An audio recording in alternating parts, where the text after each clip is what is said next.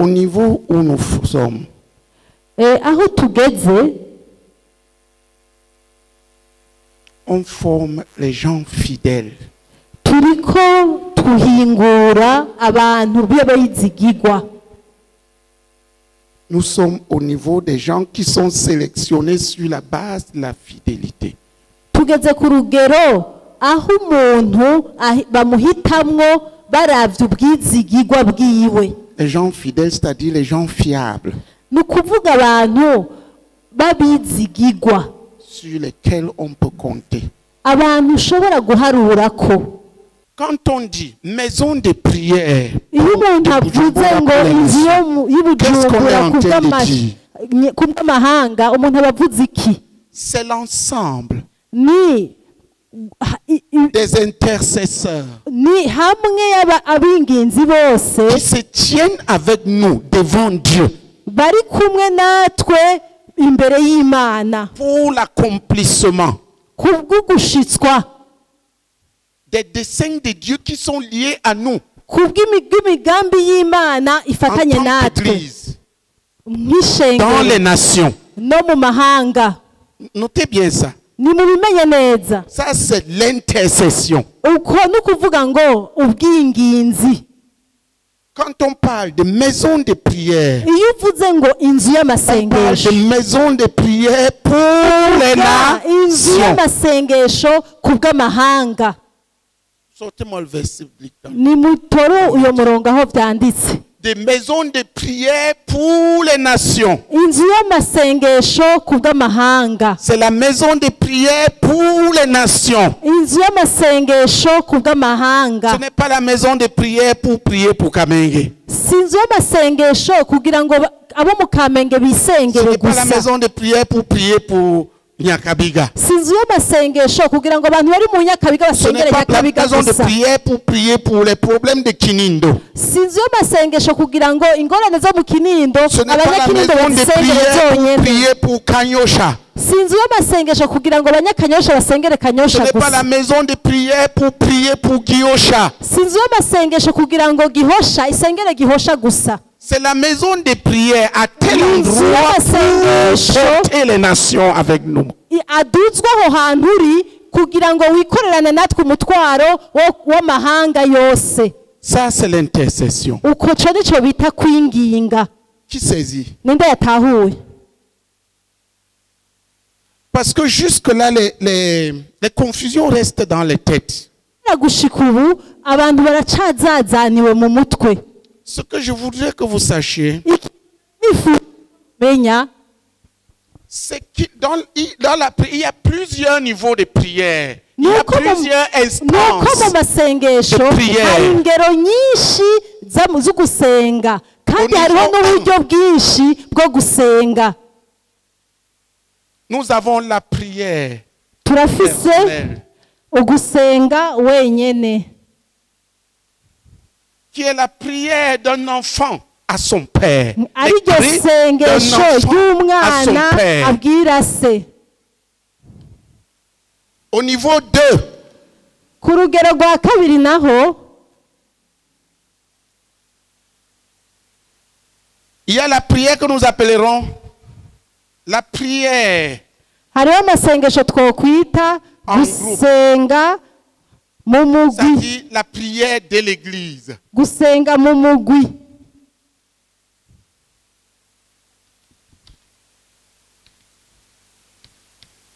Là où 2 et 3 personnes Aho sont babiri ensemble. canke batatu bagiye hamwe Ils se mettent ensemble. bakaja s'entendent. hamwe Si 2 bakumvikana, d'entre vous s'entendent babiri muri pour demander une chose, elle leur sera donnée. umutima ico bazosaba cose bazogihabwa. Je vais revenir là-dessus. Ndaza kubigarukako. Il y a la prière de l'intercession. Hariho gusenga winginga, La prière des intercesseurs. gusenga kw'abinginzi. Ça, c'est la prière des spécialistes de la prière. Iyi n'amasengesho rero yaba Ça se fait ça se fait dans une localité. C'est l'ensemble des prières que l'Église dans une localité aduzwa mu karere runaka élève à Dieu pour les autres nations. akaduzwa adugirizwa imana kubw'ayandi mahanga. Matthieu.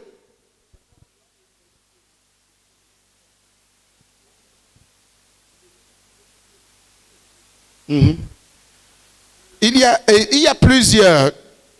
Il y a Ésaïe combien? Ésaïe 56, verset 7. Yesaya 56. Marc 11, 17. Mariko 11 umurongo wa 17.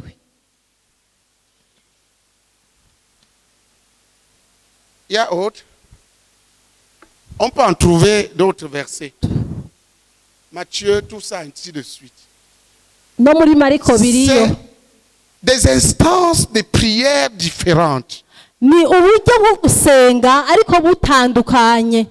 Ici, Aha rero la Bible nous dit, si deux d'entre vous s'entendent, Bibiri demandez tubwira ngo quelque babiri chose à muri Dieu. mwebwe nibahuza Frère, inama cherche-moi ça. n'umutima Elle leur sera donnée. Ça, kugira ngo c'est la prière est levée en groupe. basabe ikintu Et généralement, ce groupe, c'est l'assemblée de maison. aduzwa mu mugwi kandi uwo mugwi uteza kuba uri hamwe. Si les frères avaient discerné la Yaba puissance data et bari baramaze l'ensemble, kumenya ubushobozi buri extraordinaire se passerait dans les vies des mu saints. masengesho y'umugwi, ubuzima bw'abantu bamwe bamwe buba bwaramaze guhinduka. Si deux d'entre vous s'entendent Babiri muri mwebwe nibahuza inama n'umutima pour demander une chose à Dieu, kugira ngo basabe ikintu Imana elle leur sera accordée. bazogihabwa. Oui? Donnez-moi le verset. Matthieu 18, Matayo 18 umurongo wa 19. lisez-le. Nimuhasome. Je veux que vous compreniez ça. Nous ne voulons pas de confusion. Nidushaka uruzazane. Quand tu pries à ce niveau, tu pries au niveau de l'église. Iyo uriko urasenga kuri urwo rugero, uba uriko L'église urasenga commence par une assemblée. ku rugero Ou rw'ishengero. trois personnes dans une assemblée. Ishengero ritangura nk'ikoraniro aho babiri canke batatu baca hamwe kugira ngo basenge. Amen. Amen. Ça, c'est l'intercession de l'église. Uku ni ukwinginga kw'ishengero. Et on peut la citer à deux dimensions. Kandi umuntu arashobora kubishira mu ngero Pasteur devrait zibiri. être là pour entendre ceci. C'est leur charge Abapastori principale. bateza kuba ngaha kugira ibintu bavyuko nico gikorwa Parce cabo qu'un ca mbere. pasteur qui ne prie pas est un traître. Umupastori wese adasenga n'umuhemu. Le pasteur a le devoir d'apporter à son Umupastori afise peuple pour igikorwa le co sanctifier la kuzanira quantité de ubwoko prières qu'il bwiwe faut et la quantité amasengesho de paroles qu'il faut. abereye kandi amasengesho akwiye. Ça, c'est le travail pastoral. Iki ni igikorwa c'ubwungere. À ce niveau, Kuri uru rugero rwa kabiri le Seigneur Jésus dit à l'église, Yesu yabwiye ce que ishengero vous lierez sur la terre ico muzoboha ku isi sera lié dans les cieux. kizoba kiboshwe no mw'ijuru.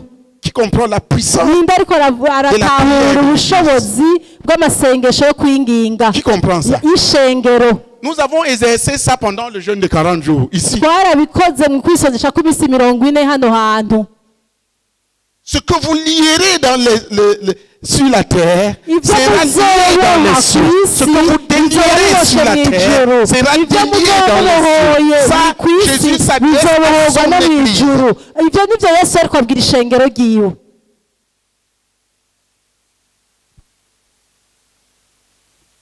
Quand les pasteurs veulent déboucher les intercesseurs, Iyo abasore bashaka kugora binginzi pour faire leur travail, bakababuza gukora igikorwa cabo, c'est être insensé. ni ukuba udafise ubwenge butonze. Le travail des intercesseurs, Igikorwa l'intercession de c'abinginzi Ici, c'est dirigé vers les nations, pour les nations, aha pour uri gusengera la conquête des nations. ukunyaga amahanga. Est-ce qu'il y a une nation à Gihosha? Mbega mu Gihosha n'ihanga? Hein? Je pose la question. Est-ce qu'il y a une nation à Kamenge? Ndiko ndabaza none mu Kamenge hariho ihanga? Il y a deux. Hariho amahanga n'abiri. Oui ou non? Nimunyishure ego canke oya. Donc ce n'est pas la prière pour Kamenge. Rero ni kugira mutahure ko mutaduza amasengesho yo mu Kamenge. Pour les nations. Ni kugira musengera amahanga. Nico bita kwinginga. Hein?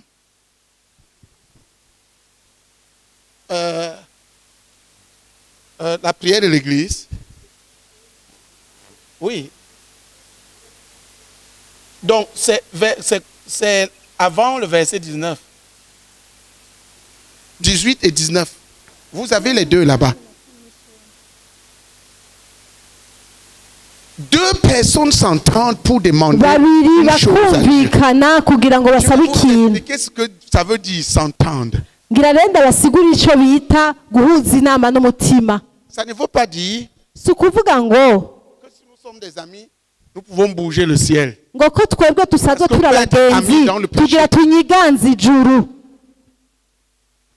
Ça veut dire qu'un peuple qui marche ensemble, respectant pour apprendre ensemble à marcher selon la parole, ils sont d'accord sur la doctrine, d'accord sur le but, d'accord sur les voies qu'ils doivent suivre. Quand ce peuple se parler, le ciel bouge. Qui comprend ce que je suis en train de dire? Ça, c'est l'entente. Quand tu prends ça, tu vois qu'il est difficile pour des gens qui ne marchent pas vers un même objectif de demander ensemble. Il est difficile pour les gens qui ne croient pas les mêmes, qui ne croient pas les mêmes choses.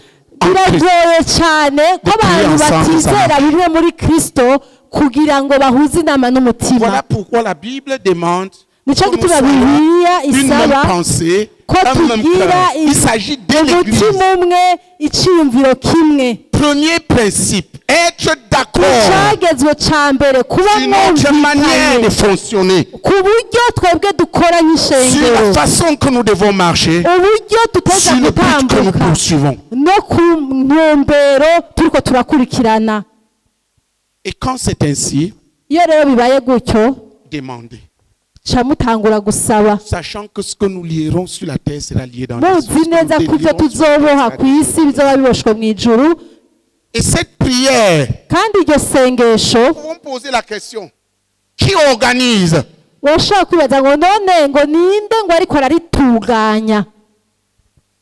voyez, c'est ici qu'on lit et délie. À partir de l'assemblée, de 2 à 3 personnes, cette prière peut s'élever. Parce qu'ils se réunissent ensemble pour apprendre à marcher ensemble selon la parole.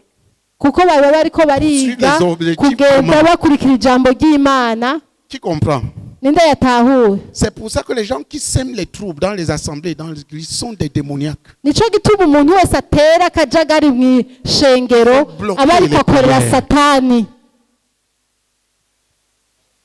Amen. Amen. Ça continue sur l'église en général, les centres, qui sont des, disons, les églises plus grandes.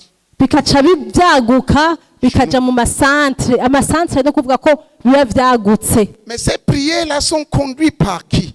Parce que ces prières sont pour lier et délier.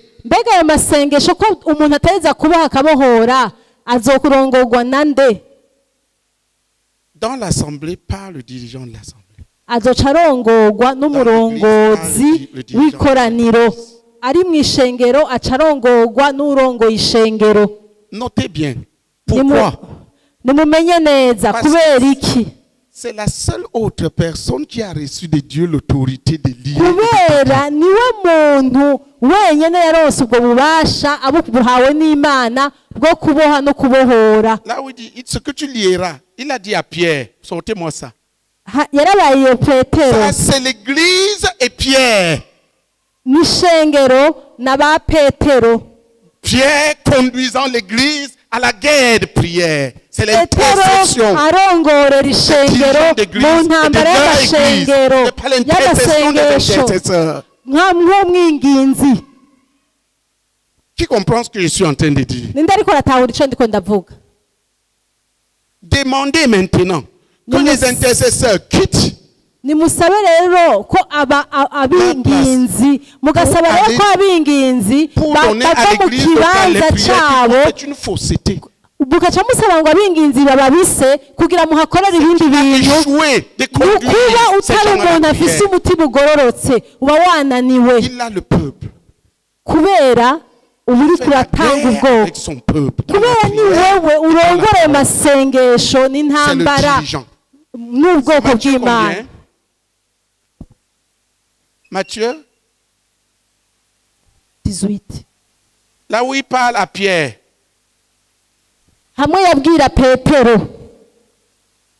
Je voudrais que vous notiez que Dieu a dit à deux personnes qui lieront les choses sur la terre sera lié dans les cieux. Nashaka mumenye neza ko Imana yavuze ngo babiri ico bazoboha ku isi kizoba kiboshe no mw'ijuru. Donc quand tu es dirigeant d'une église, ceci est ton travail avec le peuple. Iyo uri umurongozi w'ishengero ni igikorwa cawe wowe n'ubwoko Imana yakuhaye. Tu as cette prière au niveau de l'assemblée et au niveau de l'église en général. Aha dufise amasengesho mw'ikoraniro no mu shengero rya bose. Ce n'est pas compliqué au niveau des assemblées. C'est une des 2 réunions de l'assemblée par semaine. Nibigoye amakoraniro yo mu nzu kuko mu makoraniro abiri yo mu ndwi imwe ikoraniro ryo gusenga. Des saints de l'assemblée pour les problèmes de la ngo musengere ibibazo abahera bafise bo muri iryo koraniro. Qui comprend ce que je suis en train de dire? Ico ndiko ndavuga. Si c'est organisé comme ça, pourquoi est-ce qu'ils ont besoin d'intercesseurs en quoi? Kubera iki boba bakeneye abinginzi vyoba bariko bamara iki? La tâche des intercesseurs est de se tenir sur la montagne et de les couvrir. Igikorwa c'umwinginzi ni ukuba ku musozi hama ugafuka abantu bafukisha amasengesho. Il y a des prises de position criminelles. Hariho ibihagararo uhagararamwo ukamera nk'umwicanyi. Quand un de tes enfants dit, nka hamwe umwe mu bana bawe wakubwiye ngo, il y a beaucoup de personnes qui prient pour le frère René. ngo mbega ngo ni kubera iki abantu benshi basengera Pasteur René none? Et on a abandonné nos missionnaires. D'abord, il parle de quels missionnaires? Bakaba bahevye ngo abamissionnaire bacu. Mbega abamissionnaire biwe nabahe? Vous avez 1 milliard de missionnaires à Bujumbura. Mbega hi Bujumbura hari abamissionnaire bangahe? Une profonde folie. N'ubusazi kandi ubusazi ils sont chargés de poser des églises, dont des pasteurs. Bajejwe gushinga amashengero baciramwo n'abapasteri. Il y a une profonde folie. Harimwo ubusazi kandi ubusazi bw'ibwina. Ce qu'il oublie, c'est que ikintu yibagira les intercesseurs qui sont chez lui prient pour moi, pour lui et pour les missionnaires. Nuko binginzi bari mu karere kiwe bamusengera Pasteur René none bagasengera nawe bagasengera n'ishengero ryiwe. D'abord, je voudrais dire aux gens, est-ce que René none il a l'air malade? Mbega nashaka kubabaza. Mbega je mubona ngwaye Pasteur René none aragwaye? Je suis malade? Mubona ari umuntu agwaye? J'ai faim? Mubona ari umuntu ashonje? Oh Dieu, donne-lui la nourriture. Kuburyo muguma mutakamba ngo muhe ivyo afungura. Parce que je suis là pour la conquête des nations. Point final. Munsengera kubera ndi ngaha kugira nyaga amahanga nta kirengaho. Il y a une guerre nta kindi nka se w'abantu kandi hari intambara. Dans l'église en général devrait s'exercer à 3 niveaux. Au niveau personnel, ishengero ryateza gukora mu ngero zitatu. Urugero rwa mbere kwisengera de chaque enfant de Dieu, isengesho ry'umwana w'Imana wese abwira se. Je ne suis pas encore arrivé là, je n'ai pas encore parlé avec vous. Sindabivuga ibyo sindabishikako. Je voudrais que vous compreniez où est-ce que vous vous trouvez. Nashaka mutahure aho muri urugero muriko. L'intercession se fait dans les maisons de prière pour les nations. Gukorerwa les nations. Mu y'amasengesho kubwo kunyaga amahanga. C'est pour soutenir l'œuvre qui est en direction des nations. Ni kugira ngo mushigikire igikorwa kiriko kinyaga amahanga. Qui saisit ce que je suis en train de dire? Je dis ceci pour que vous ne confondiez pas votre rôle avec celui d'un pasteur. Tu comprends?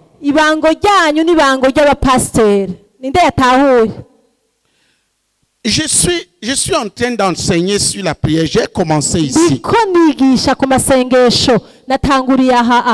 La prière personnelle. Ceux qui suivent mes enseignements, ils ont dû suivre. Si tu as suivi, béni sois-tu, parce que tu vas changer, ta prière va changer. Il y a la prière seule, comme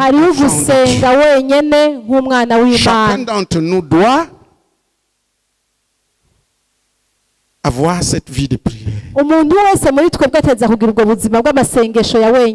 Et chacun d'entre nous doit participer à l'intercession de son assemblée.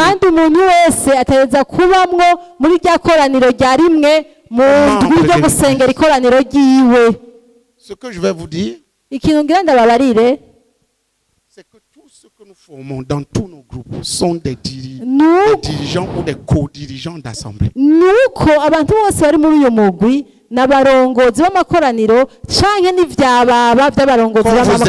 Chacun doit être dans une assemblée.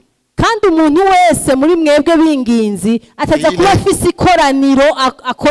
est avec le co-pasteur, co-dirigeant de la prière.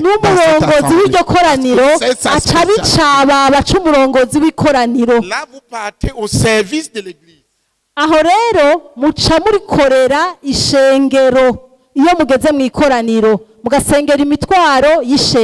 Parce qu'il y a des pasteurs qui ne connaissent même pas prier pour leur propre nez.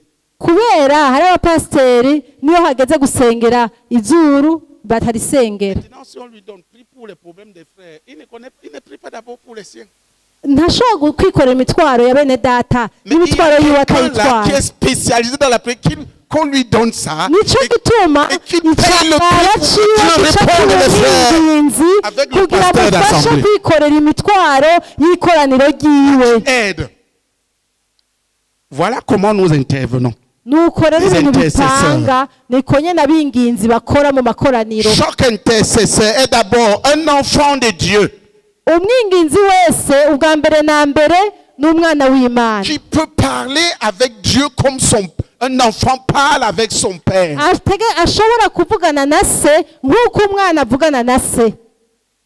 Je n'ai pas dit qu'il peut parler à Dieu, j'ai dit qu'il peut parler avec Dieu. Comme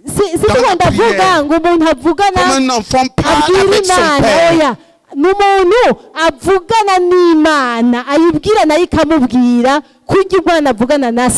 Quand on arrive à ce niveau, je crois qu'il faut tout simplement tout refonder.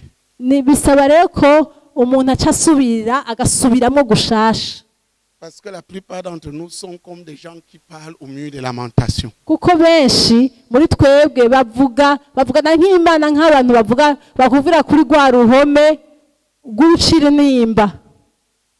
y a en Israël un mur appelé le mur de lamentation. Le juif qui est très fâché et qui a des problèmes va devant le mur. Il fait les imprécations. Il parle au mur. Il akaca agenda akabwira ico gihome akakibwira gishavuriye akakibwira Il dit Amen et il akaca s'en va. avuga ngo amen akaca yitahira. Le mur n'a pas de bouche pour répondre. Uruhome ntirugira umunwa wo kumwishura, uruhome ntirugira amatwi yo kumwishura. C'est comme ça que certains d'entre nous font. Niko benshi muri twebwe bameze. Oh papa, bon, bon, bon, bon, bon, bon, bon, bon, bon, bon, bon, bon, bon, bon, bon, bon, bon, bon. Amen. Amen. Akaca yitahira.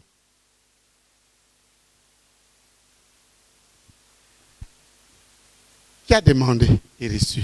Ninde muntu amaze gusaba Imana akaca aronka inyishu? Lève la main. Nakirize. Je vous regarde là, je vois les gens tristes. Je ndabaravye mbona umenga murababaye. Tu as demandé et reçu quoi? Ninde muntu Dis-moi une chose. mbwira kimwe mu bintu wasavye Imana Tu ucurakira. dis que j'ai demandé et reçu tout. Ça dit que j'ai demandé même le ciel. J'ai reçu le ciel. Mvuze gusa ngo je ndamaze gusaba nkaronka ni nkaho umenga uvuze uti namusavye Imana ntimpijuru rimanure. Oya. Qu'est-ce que tu as demandé? Ni giki mu buryo butomoye wabwiye Imana ikicirishura Aujourd'hui. uno munsi Et que tu as reçu. kandi wakiri Ou ces jours-ci. canke iyi minsi Et que tu as reçu. muri iyi minsi ukaca uwakira. Regardez. Era J'en arrive ici. Prier seul. Ce que nous appelons la prière.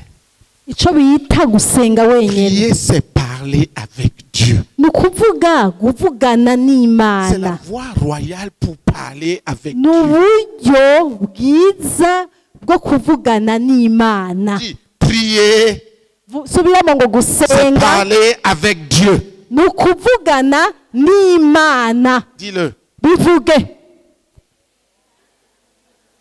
Ce n'est pas parler. Si ukuvuga ngo ni ukuvuga. Dis-le, ce n'est pas parler. Subiramwo ngo si ukuvuga. Ce n'est même pas seulement parler à Dieu. Si ukuvuga gusa ngo kubwira Imana. C'est parler avec Dieu. Ni ukuvugana n'Imana. Je vous donne un verset. Gira ndabahe umurongo. Matthieu, Matayo c'est 7 à 8. Lisez-le. nimusome Matayo Prier, c'est demander et recevoir. kigabane c'indwi umurongo w'indwi na n'umurongo w'umunani. Prier, c'est Gusenga demander à Dieu et recevoir de Dieu. ni ugusaba Imana ukaca wakira ikintu ku Mana. Prier n'est pas demander. Gusenga si ugusaba Prier, gusa. c'est demander et recevoir. Gusenga ni ugusaba kandi no kuronka. Demander et ne pas recevoir Iyo usavye est nturonke un grand sujet de frustration. ni Dans le ikintu christianisme. gitera Et c'est interdit par Dieu. umubabaro kandi Imana irabibuza.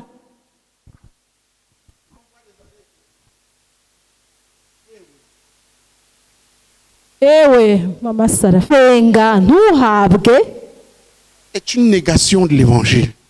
ni uguhakana ubutumwa bwiza. Demander et ne pas recevoir est une opposition à la parole de Dieu. Gusaba ntuhabwe uba uri kuragwanya ijambo Parce que la ry'Imana. Bible exige que quiconque demande doit recevoir. Bibiliya isaba ko umuntu wese asaba ateza guhabwa. Si tu ne veux pas recevoir, ne demande pas. Udashaka guhabwa ntagire icyo uzosaba. Demande sans recevoir, ils n'ont pas encore demandé. Kandi abantu basaba ntibahabwe ni ukuvuga ko ataco barasaba. Je vous regarde là. Rero iyo ndiko ndabaraba ngaha mbona mushavuye. Les gens avaient le bouche comme ça, comme le nukéké. Le problème c'est quoi? Ikibazo rero aho gihagaze nihe? Vous n'avez pas encore demandé et reçu. Nta kintu murasaba ngo muhabwe. Quand quelqu'un a la vie de demander et recevoir, il est dans la joie. iyo umuntu amaze kwinjira mu buzima bwo gusaba agaca ahabwa aca yinjira mu munezero kandi umunezero ushitse en lui une confiance que rien ne peut ébranler ici kuko haca havuka muri we ukwizera ata muntu n'umwe ashobora kunyiganyiza. Mais quand tu as demandé le chocolat, tu n'as pas reçu le chocolat, tu demandes le macara, tu ne reçois pas le macara, tu demandes nturonke ugasaba ikaranga ntuzironke. Tu demandes, à la fin tu ne crois plus rien. ugasaba ntihagire ico ubona haragera ahantu ntihagire ikintu na kimwe usubira kwizera. Jésus dit, Yesu avuga ngo tu n'as pas encore demandé. nta kintu na kimwe urasaba gushika ubu. Jésus dit, tel que je te vois là, jewe iyo ndakwihweje tu n'as encore rien demandé. nta kintu na kimwe urasaba. Demande et reçois pour que ta joie devienne éclatante. Nusabe uhabwe ku buryo umuntu akubonye abona umunezero. Quand tu vois les gens courir derrière les prophètes, yeah, prophète. Iyo ubonye umuntu yama ariko ariruka inyuma y'abavugishwa ngo mvugishwa ko ubu aba ari umugorwa. Tu as pour père le Dieu tout-puissant. Wewe ufise so Imana mushobora byose. Qui est le frère aîné? Mbega Pastor René ni iki? Umuvugishwa ni iki? Le même esprit qui est en toi et en lui. Imwe muri we ni iri muri wewe. Et reçois. Saba so hamuhabwe. Hey, et que ta joie éclate. Kandi umunezero wawe ucugaragara kuri bose. Dis à ton voisin, je vois que tu n'as pas encore demandé. Bwira uwo mwicaranye ngo ndakuravye mbona ata kintu urasaba. Tu vois là, tu n'as pas demandé. Je vois ta bouche comme le Mickey. Ndakubonye nkakuraba nkaraba n'umunwa wawe umeze nk'umukeke. Ça s'allonge. Tu n'as pas encore demandé. Nta kintu na kimwe urasaba. Dis-lui. Bimubarire uti ndakwihweje mbona atacu urasaba. Il y a des gens qui pensent qu'ils ont demandé. Ils n'ont pas encore demandé. Hari abantu bibwira ngo jende umuntu azi gusenga no gusaba ntaco murasaba. Alors la bouche va comme ça. Nico gituma iminwa yabo yamimeze ngo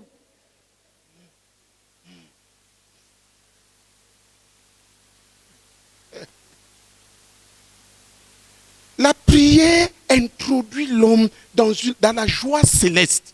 Isengesho ryinjiza umuntu umunezero w'ijuru. Gouverneur de l'univers. Umuntu agaba ijuru n'isi.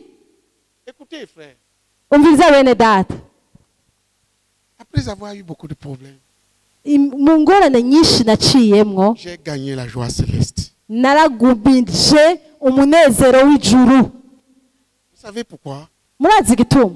Parce que surtout je connais la réponse de Dieu. Kuko ku kintu cyose naciyemwo narinzi inyishu y'Imana. Nivyo.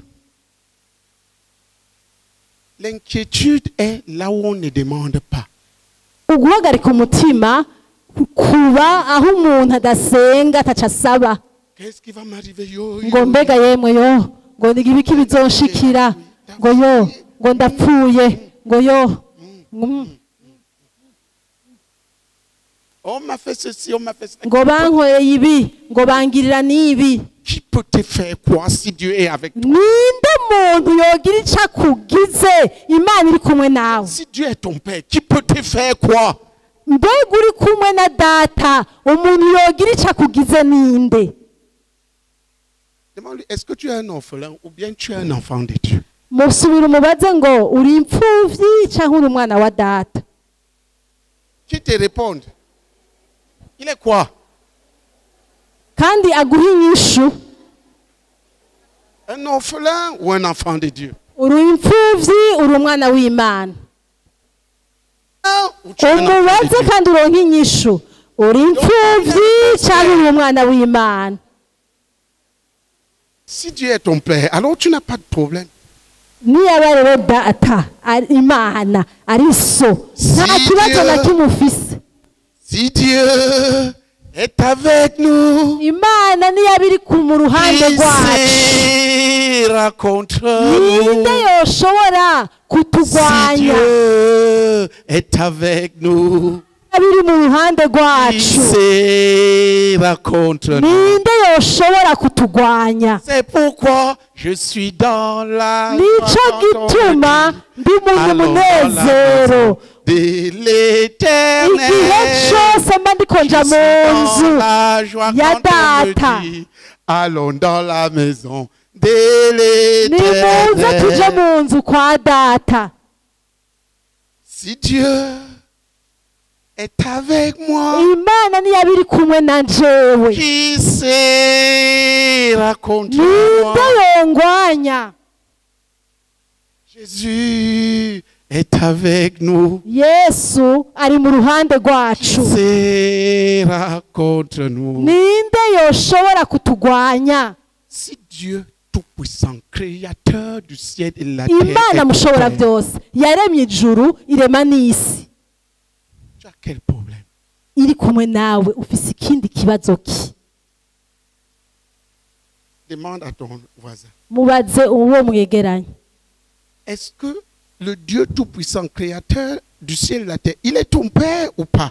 subira umubaze ngo mbega ngo imana mushobora byose yaremye ijuru ikarema n'isi Non, tu demandes à quelqu'un, ni tout le so monde, cyane et il te répond.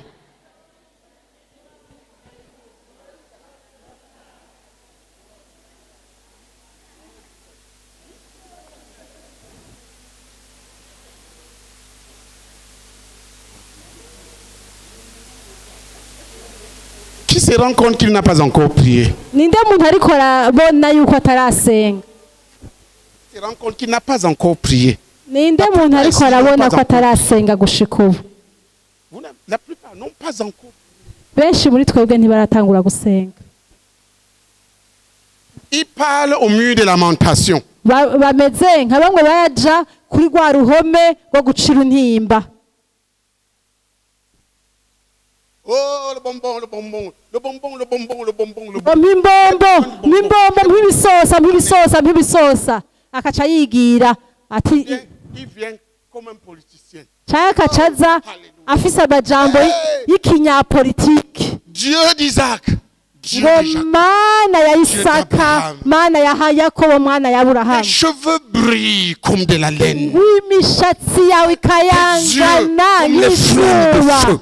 ngo amaso pierres yawe ameze Et tes pieds, c'est nk'imbeya z'umuriro Oh, wowe alléluia. mana haleluya ngo urahambaye Oh.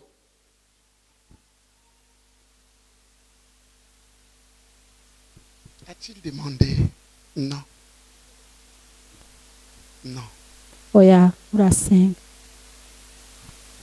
Le pentecôtisme a bien fait du bruit.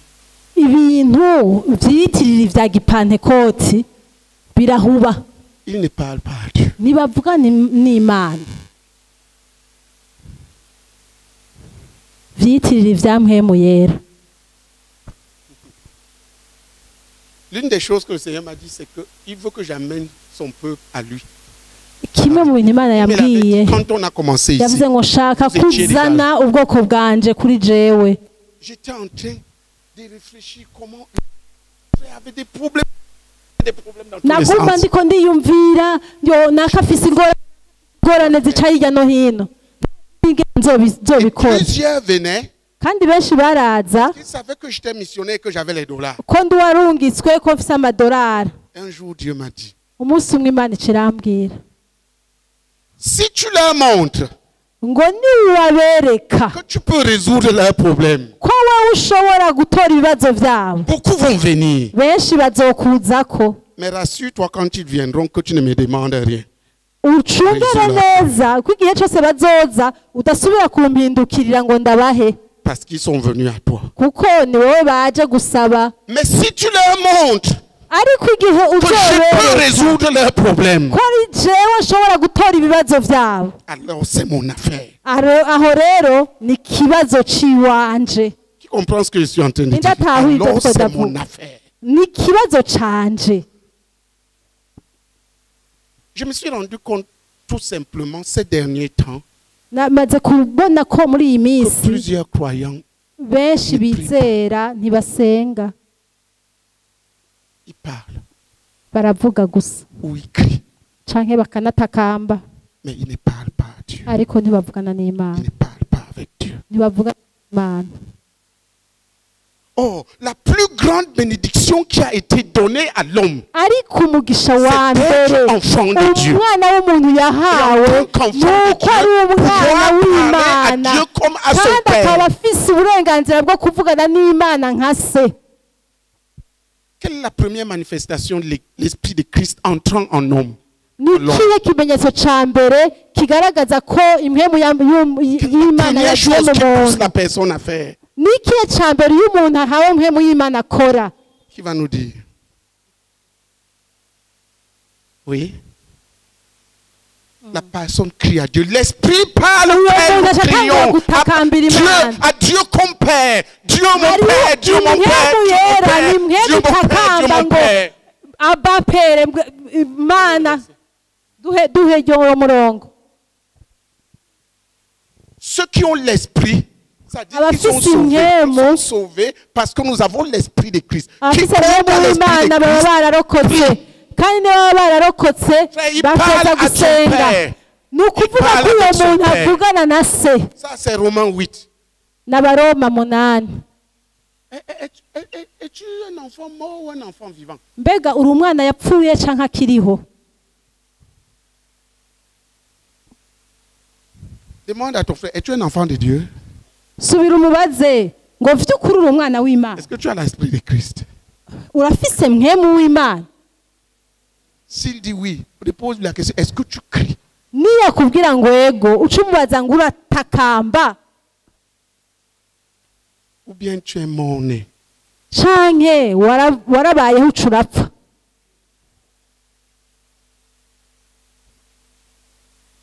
Qui comprend ce que je suis en train de dire? Ninde ariko aratahura? Tu es vivant comme enfant.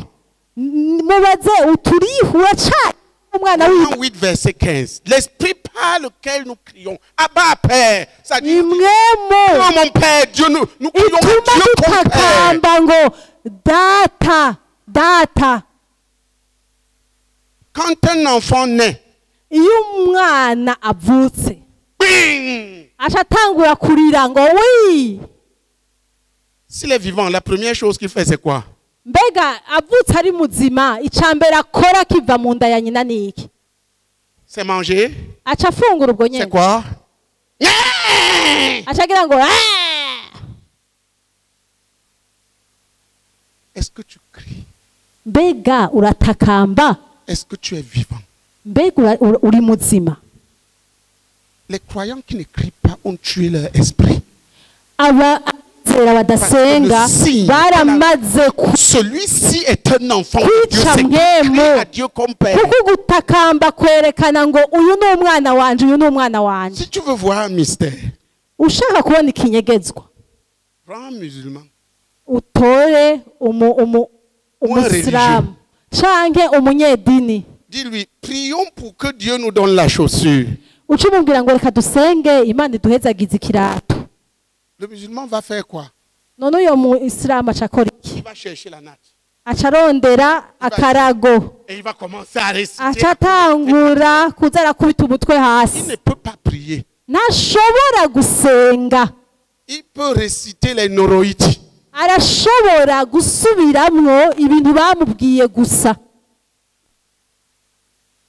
Le noroïde, c'est le catholicisme ici, n'est-ce pas?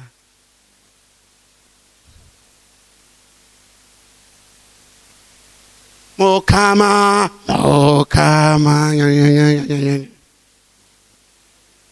Ça, c'est le noroïti. Oui, lui, il connaît, frère.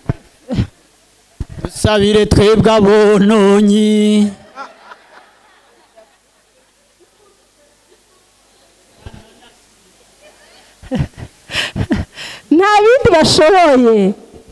Quelqu'un qui n'a pas l'Esprit de Dieu ne peut pas parler à Dieu comme Père.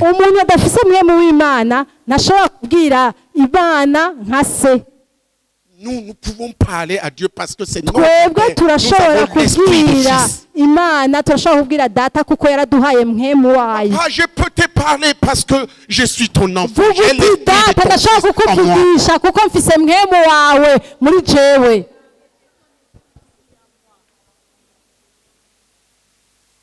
Vous avez compris ce que j'ai dit?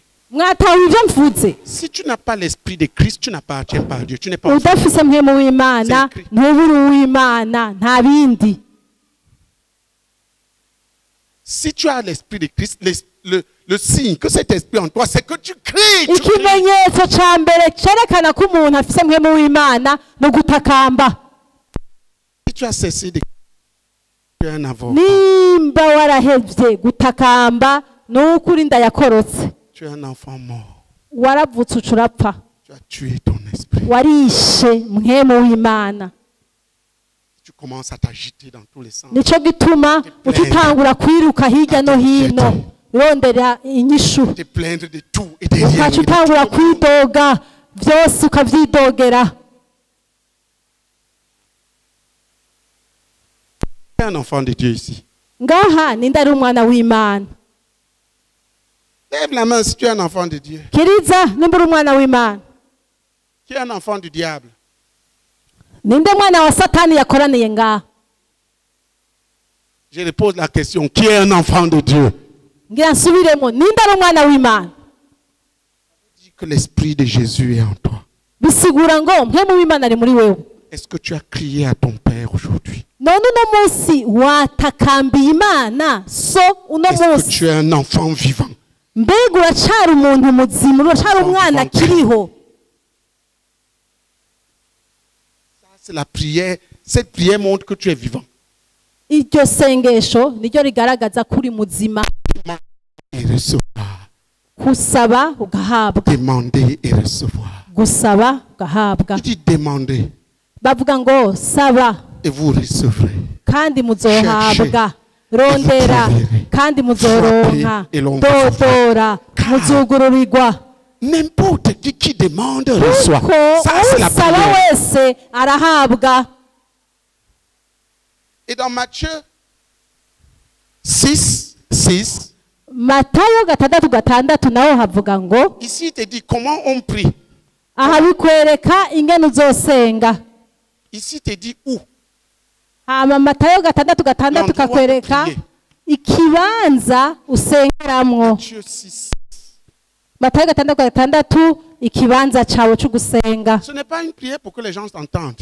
Tu veux te faire entendre par ton sengesho ugira kugira ngo abantu bose babone kusenga. Oh. À Remonge,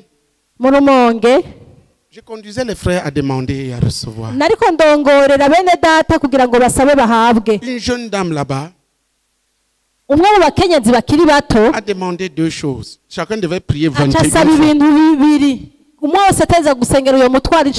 Elle a demandé le salut de son mari.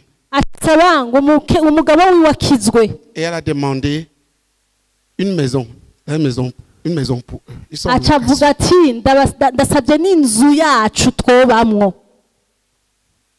les autres demandaient, il y en a qui recevaient déjà. Elle n'a rien reçu là. Tu n'as pas encore reçu. Tu as demandé. Ça veut dire que tu n'as pas encore fini de demander. Demande jusqu'à recevoir. Elle est rentrée chez elle.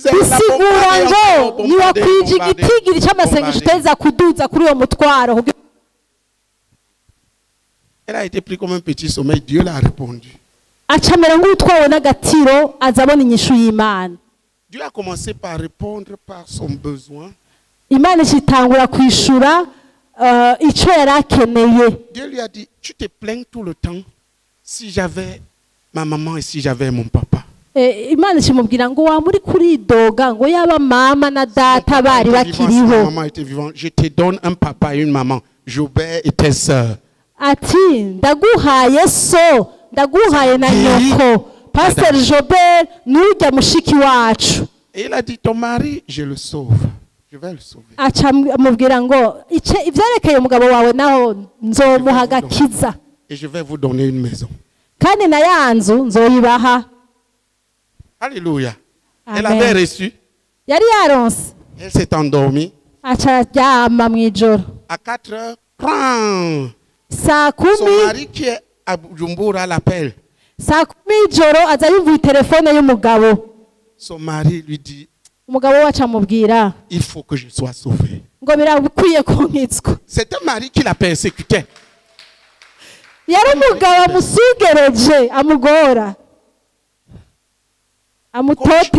Et comme chez vous, il y a les parents.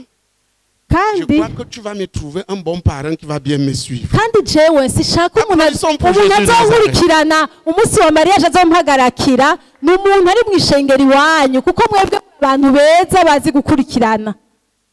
Apporte même un camion pour écraser cette sœur.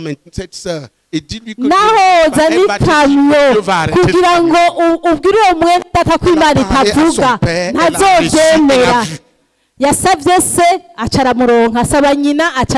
C'est une personne différente. Elle a loué le Seigneur. Elle a remercié Dieu, elle a médité, elle s'est levée le matin. À 6 heures, le bailleur de leur maison était à la porte.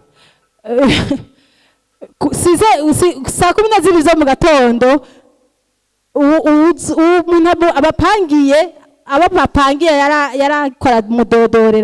bailleur lui dit, mais vous achetez cette maison. La sœur dit, mais nous n'avons pas l'argent. Vous allez rassembler une certaine somme et le reste on parle. Applaudissons pour Jésus. Ça c'est notre Dieu.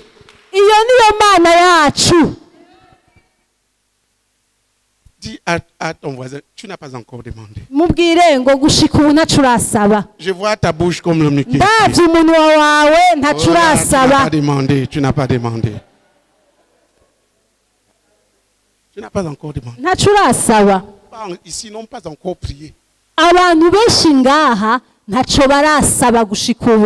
Ils ne savent pas ce que c'est. Ils ne savent pas ce que c'est. Ils bavardent. Certains sont des juifs devant le mur de lamentation. Oh papa, tu vois ce qu'on m'a fait. Tu vois ce que celui-ci m'a fait.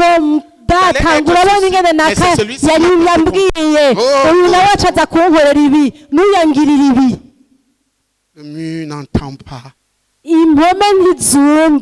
Le mur ne répond pas.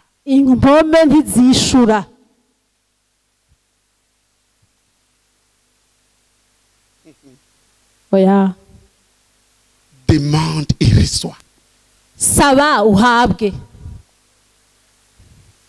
Demande et reçois. Nous étions tu te souviens, on était au Rwanda. La fois qu'on était parti, on avait dormi à Muramvya. Et le frère Zach a enseigné ça. J'ai pleuré devant Dieu pendant des mois. Le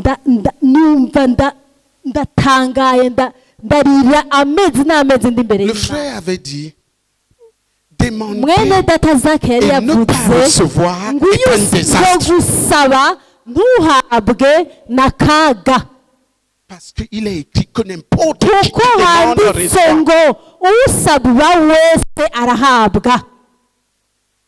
Dis à ton frère, même si tu es un enfant boiteux comme ça là, demande et reçois. Qui demande reçoit.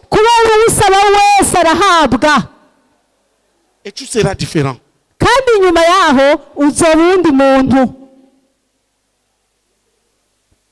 On passe le temps à soutenir les gens parce qu'ils ne connaissent pas Dieu. La prière seule est le moyen de connaître Dieu.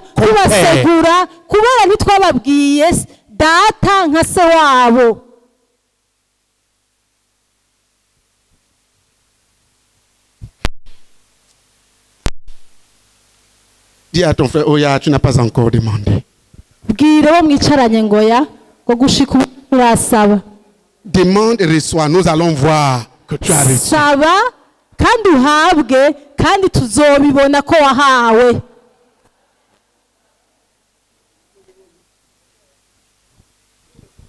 C'est là où la prière commence. Celui qui n'a pas cette base est un intercesseur en l'air.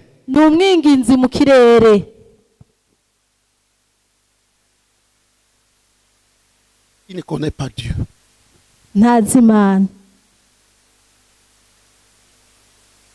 La prière permet d'approcher Dieu comme Père et comme consolateur et de recevoir de lui.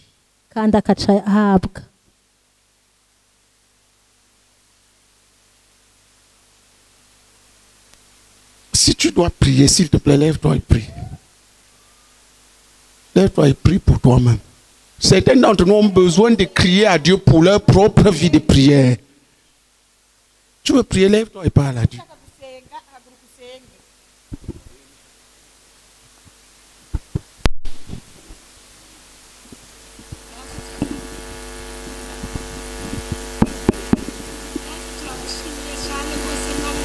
À Dieu et supplie-le de te restaurer dans les cris à Dieu comme Père.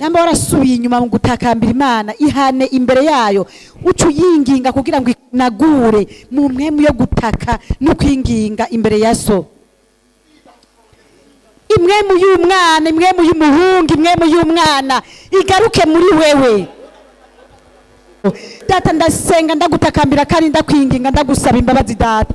Oh kuko nasubiye inyuma imwemu yo gutaka imwemu y'ubwana igaceceka muri jewe.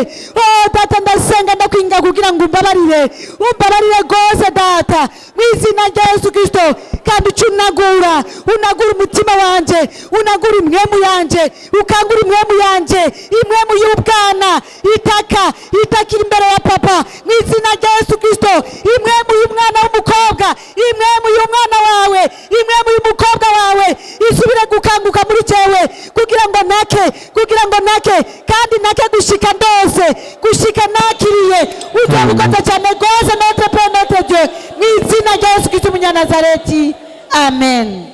Data ndagusabye ikigongwe mwami narasubiye inyuma data singitakamba sinkirira nk'umwana yavutse umwana w'Imana babarira mwami wa Yesu Kristo kuko mpemu wawe mwana wampaye igihe navuka nk'umwana muto data narasimije mpemu yera narasubiye inyuma ngirira ikigongwe mwami wa Yesu Kristo nungarukane mu mpemu y'abana bavutse data wera simba nk'umwana yavutse agapfa data ndasabye ikigongwe mwami mparira mu izina rya Kristo kandi ucunagura mwami wa Kristo mu mpemu y'umwana itaka isenga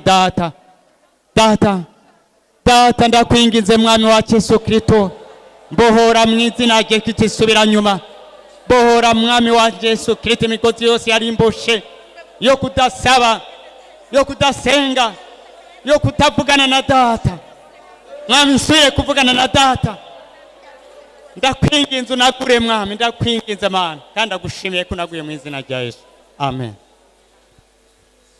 Igihe cyose nsenga amasengesho atishurwa mwamana ndagutaka mbe ndakwinga umparire gose papa mparira gose data mu izina ry'ubushobozi bwa Yesu Kristo ucungendere isana kakanya mwamana unagure gose mwamana mu izina rya Yesu usubize mu yampwemu yo gutaka yampwemu yo gusaba nka cyandonka data ndagutaka mbe gose papa ndakwingiza kibirenge kizima umanu kubikore gose mwamana unagura impwemu yanje unagura impwemu zacu mu izina rya Yesu kugira ngo mwamana tuba abantu batakamba mwamana tuba abantu basaba kandi bakaronka mwamana kuko gusenga mwami nturonka arakaga turagutaka mbe gose mwamana utugendere udutahuza ibyo mu izina rya Yesu Kristo uduha gufata nk'ankama mwamana izi nyigisho uzobukoza amashimwe n'icyo abizya mu izina rya Yesu Kristo amen. Esprit de Jésus. Nindafise mpemu ya Yesu. Alors tu as ce qu'il faut pour crier à Dieu comme Père. Urafise ibisabwa byose kugira ngo utakambira Imana nka so. ubisabe et tu vas commencer à crier maintenant. kandi ubu nyene ugira utangure kuyitakambira. Dis à ton voisin, tu vas parler à ton père maintenant et tu vas recevoir de ubwira uwo mwegeranye ngo ubwire ubu nyene data ari we so kandi ubu nyene uca uhabwa. Parce que quiconque demande reçoit. Kubera handitswe ngo usaba wese arahabwa. Parce que quiconque demande reçoit. Kuko usaba wese arahabwa. Dis-lui, quiconque demande reçoit. Subira umubarire uti usaba wese arahabwa. Ça va, oui, c'est tout le monde qui demande. Wese, uwari we wese. Est-ce que tu es une personne ou bien tu es une vache? Mbega none uri umuntu canke uri inka? Si tu es une vache, tu ne peux pas recevoir. Mais si Niwaba tu es uri une inka personne, ntushobora guhabwa. Mugabo niwaba uri umuntu. la Bible dit que quiconque, n'importe quelle personne en Christ qui demande, reçoit. Bibiliya ivuga ngo umuntu wese muri Kristo asavye aca ahabwa. Amen. Je Amen. vais te dire comment tu vas grandir là-dedans. Shaka kukwigisha ingene uzokura muri ubwo buzima. Note 7 choses que tu vas demander et recevoir. Andika ibintu indwi ugira Ça usabe ne kandi change uca plus. uhabwa. Tu dois les demander et les recevoir. Kandi urabisaba ubunyene kandi ubihabwa ubunyene. Certains, tu vas les recevoir tout de suite. D'autres, tu vas les recevoir. Je ne sais pas cette nuit. L'essentiel est que Bimwe les choses qui sont le profond désir de ton bishoboka ko ari cœur. no muri iri joro. Ne dis pas Dieu, montre-moi, est-ce que les anges... No, est-ce que- mugabo ntuce usaba ngo mana ngo nyereka ngo mbega abamarayika ngo bameze gute. Est-ce que les anges sont des femmes ou bien est-ce qu'ils sont les hommes? Ngo mbega mana ngo nyishura uyu mutwaro ngo abamarayika ngo n'abakenyezi ngo caye n'abagabo. Nous ne voulons pas de tels sujets de prière. Oya si iyo mitwaro tuko turavuga. Ça, c'est un problème qui appartient à Dieu. Ico ni ikibazo c'Imana. 7 fardeaux, 7 choses qu'il faut. Imitwaro indwi ubona Dieu te réponde dessus. iguhanze imitwaro indwi. Et quand il te parlera, crois-le. Niyakuvugisha uca wizera ko ari Imana ikubwiye. Plusieurs d'entre vous ont été avec moi. Benshi muri mwebwe barabanye nanje. Ce qui est curieux, c'est que plusieurs ne me connaissent pas. Mugabo benshi ntimunzi. Parce qu'ils ne sont jamais venus à la maison de prière. Kuko nitwigeze tujana mu nzu y'amasengesho. Frère fidèle, tu as été avec moi. Mwene data Fidele wowe warabanye nanje. Qu'est-ce que j'ai demandé, je n'ai pas reçu. Ikintu kimwe no narasavye Imana ntahawe n'igiki.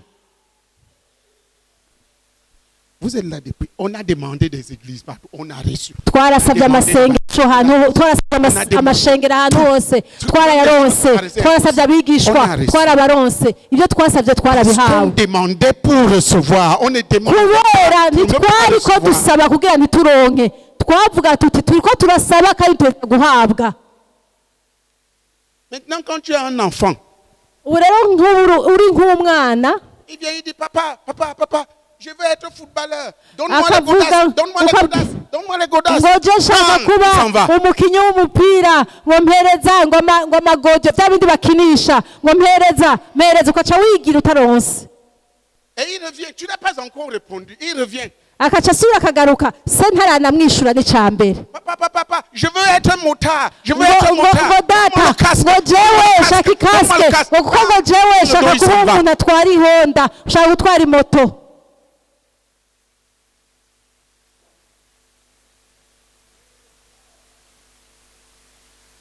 Et il revient le lendemain. Hama hirya bukeye kandi akagaruka. Papa, je veux être un prêtre. Donne-moi la soutane. Donne-moi la Ngo soutane. nshaka kuba patiri ngo mpaye akanzu y'ubupatiri ngo nshaka kuba patiri ngo mpereza. Comment tu vas considérer cet enfant? None uyo mwana uwo mufata gute? Est-ce qu'il est fou? Ucubaza uti mbega yarasaze?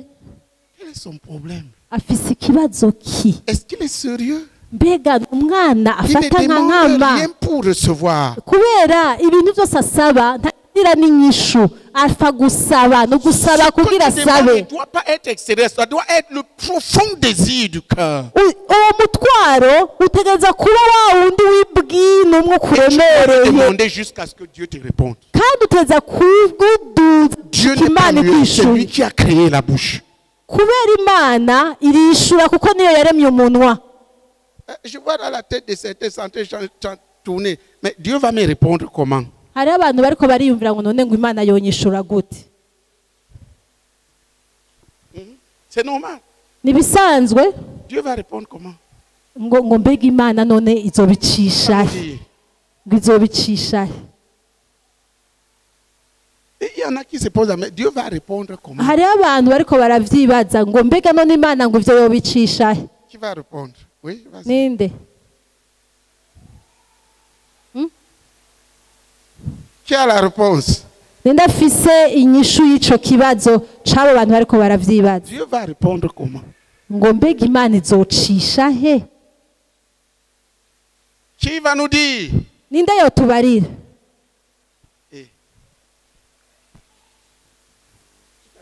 Dieu te répond comment? Comment? None wibaza ngo imana Ok, je vais te donner la réponse. Job 33. muri Yobu 33 niyo nyishu y'ico kibazo bari kuribaza. Dieu parle d'une manière ou d'une autre.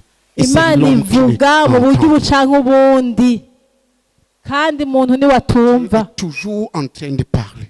Imana yamiri kwiravuga. À certains il va parler dans les sons, surtout irashobora no kubabwira mu nzozi. Surtout les gens très confus. Cyane cyane abantu bafise uruzazane mu mutwe. Sont trop mélangés. Abantu bavangiwe. Tant qu'il regarde comme ça, Dieu ne peut pas trouver le moyen d'introduire quelque chose. Uyo muntu nk'uyo akiri maso nta kuntu na kumwe Imana yomubwira kubera arazazaniwe.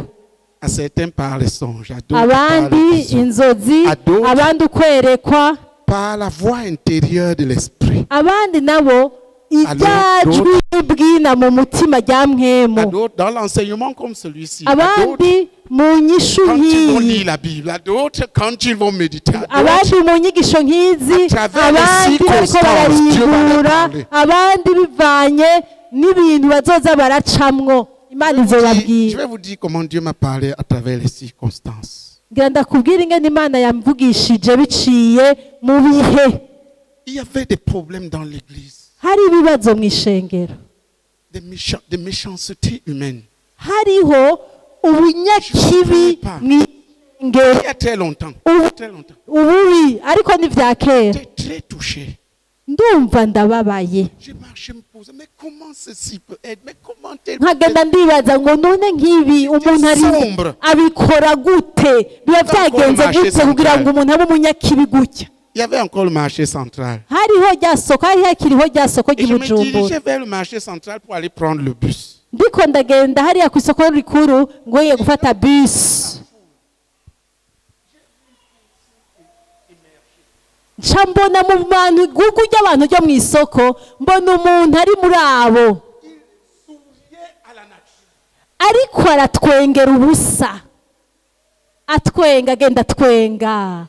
Atwenga. Disparu dans la foule. Acaranyika. C'est un ange. Yari umumarayika. Arrêtez net. Nca ndahagarara. J'ai commencé à me répondre. Ntangura kwihana. J'ai vu le noir dans lequel j'étais en train de Nariko ndabona umwijima ndiko ndinjiramwo mu kwidomba. Dieu peut te parler par ton dirigeant. Imana yashobora no kukuvugisha uhuye n'umurongozi wawe. Tu n'entendras pas ainsi parler l'Éternel. Ntuzokumva je mbwa ndiko ndakubwira ngo uhoraho agize ngo suko mvuga. C'est ton affaire. Utavyumvise nta kundi birakuraba. Le pasteur de Remongue, Umupasero mu Rumonge alors qu'il priait, igihe ariko arasenga, Dieu lui avait dit qu'il va leur donner une parcelle au centre-ville. Imana yari yaramwemereye iparsele mu gisagara hagati ifise amara 5 ku miliyoni 3,500,000. Un an et quelques mois après, je suis arrivé à Remongue. Amaare 30. Ils étaient un tout petit nombre comme ça. kandi shitse bari bakiri bato. Ils étaient dans un truc là-bas quelque part. Bari bake cyane, bari bakiri bake cyane ndabagendera. Pendant la croisade, la prophétie est sortie. Elle disait la même chose. Que Dieu va leur donner un parcelle au centre-ville.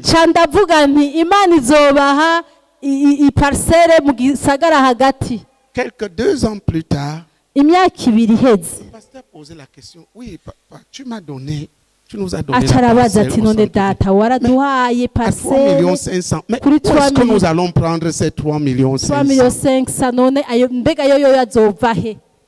Dieu lui a dit. Ils avaient une petite parcelle à Musaga. Vendez cette parcelle. Et il lui a donné le montant. Il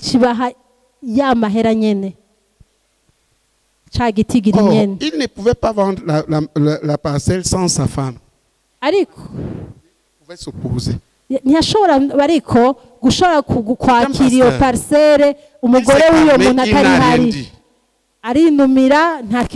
a prié pendant 2 mois. Un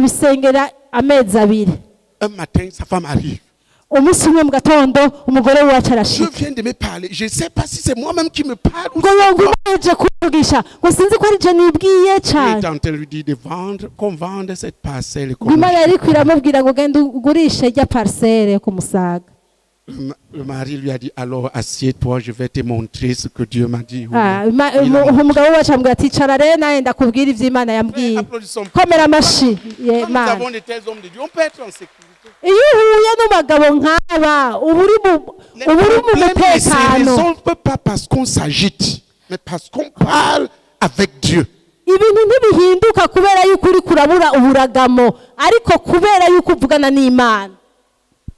Quand ils ont mis la parcelle en vente avec les commissionnaires, on leur a dit que même si c'était la sorcellerie, la parcelle ne pouvait pas être plus de 2 500 000.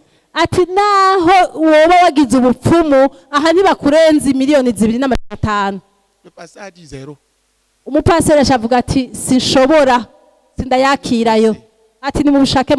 Notre parcelle, c'est 12 millions.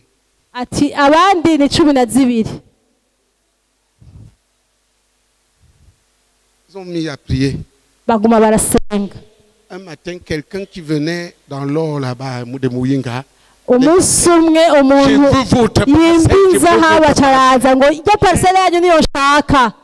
11 millions sur place.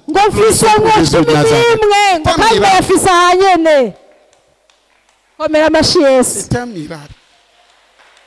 Ils ont pris les 11 millions. Il y avait maintenant les 3 500 000. On ne savait pas où se trouve la parcelle. Il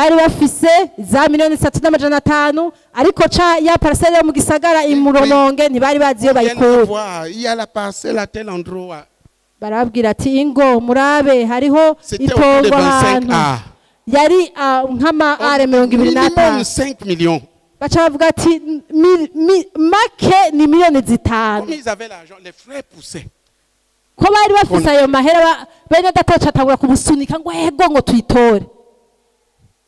Alors que le pasteur allait verser l'argent,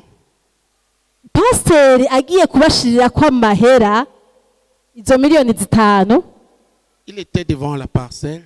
On a dit il va verser l'argent demain. Les gens là sont partis. Et alors il était encore à côté de la parcelle, regardez pour partir. Un vieux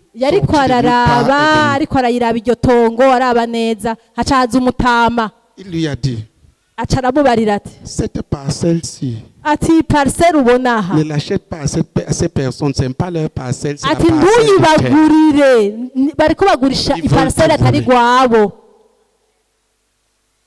Et il a commencé à marcher avec lui. Et il est arrivé là où il est aujourd'hui. Il lui a dit, voici la parcelle. C'est à telle personne. Va le chercher. Le vieux est parti, le frère n'a plus jamais vu. Personne ne connaît ce vieux. Il avait oh, frère et soeur. Dis-lui, tu n'as pas encore demandé. Commence à demander. Tu n'as pas encore demandé. Tu blagues. Tu blagues. Tu ne demandes pas pour recevoir.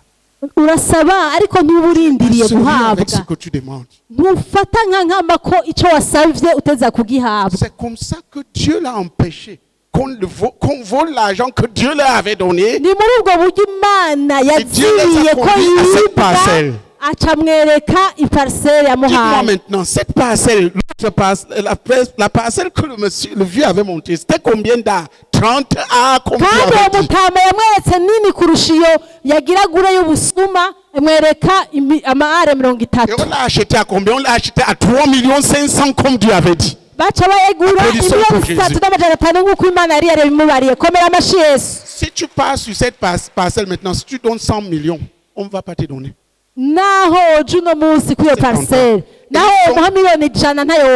Ça avait l'air d'être dans la forêt. Nous, on voyait le milieu de la ville et le pôle là en bas.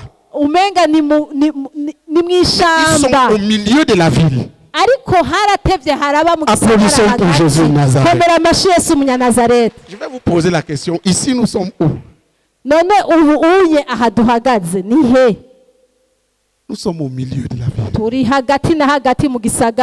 Dieu nous a conduits ici de force. Aucun d'entre nous n'avait choisi ici. Regardez. En haut, il y a les quartiers. Là, il y a les quartiers. C'est exactement ce qui se passe. Applaudissons pour Jésus. Ils sont au milieu de la ville.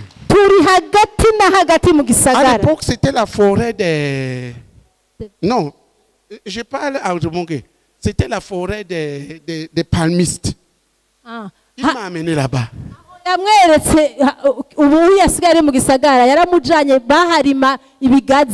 Le jour qu'il m'a amené là-bas, ma foi a colossé.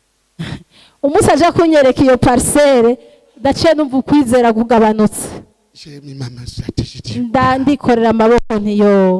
la forêt, qui va venir ici?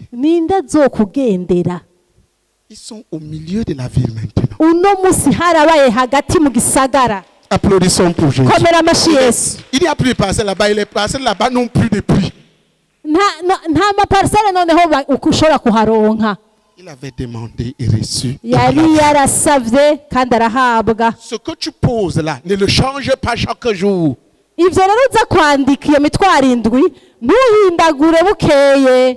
vas inaugurer un cahier de demander et recevoir.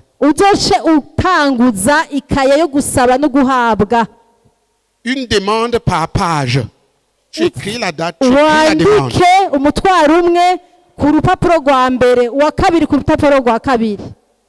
Si tu parles à ton père, il te répond. Il a répondu, tu écris la date.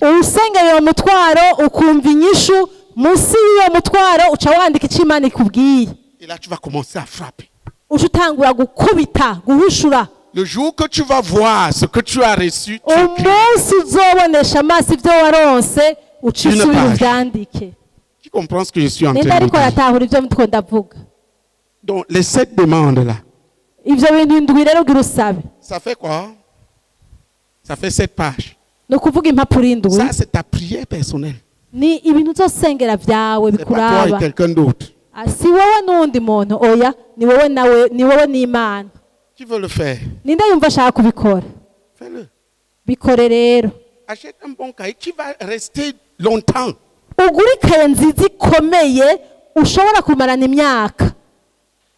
Comme ça, tu cesses de commettre le péché de demander et ne pas recevoir et fouiller.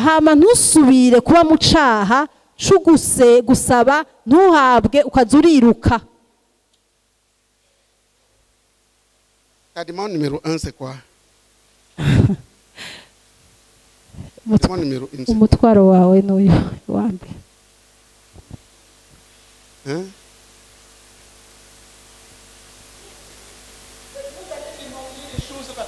Obéir à Dieu. Tu obéis à Dieu. Quand est-ce que tu vas finir d'obéir à Dieu? Demandez-moi des choses pratiques, claires, simples. Numusabe bya bintu bisanzwe kandi bigaragara byo mu buzima bwa misi yose muhajije. Après-demain, c'est voilà pour tous les jours. Kumvira Imana ni ibintu uzokora muri kurasaba gushika. Dieu ce poteau. Quand ce poteau sera là, ça sera là. Ariko usaba ikintu ku buryo umuntu akibonye kizoba kiraho. Okay, je te donne le premier fardeau. Ndaguha umutwaro wa mbere. Demande votre maison à Nyakabiga. Saba inzu yanyu aha mu Nyakabiga. Ne lâche plus jusqu'à ce que Dieu te parle dessus. Voilà. Fardeau numéro 1. Si vous êtes pasteur ici. Kubera muri pasteur bo ngaha. Demandez-moi des choses claires. Ne demandez pas, oh Seigneur, est-ce que les anges sont les femmes? Byumvikana kandi bigaragara. Numusavuga ngo mbega Mana ngo duhishurire yuko abamarayika ari abagabo canke abagore.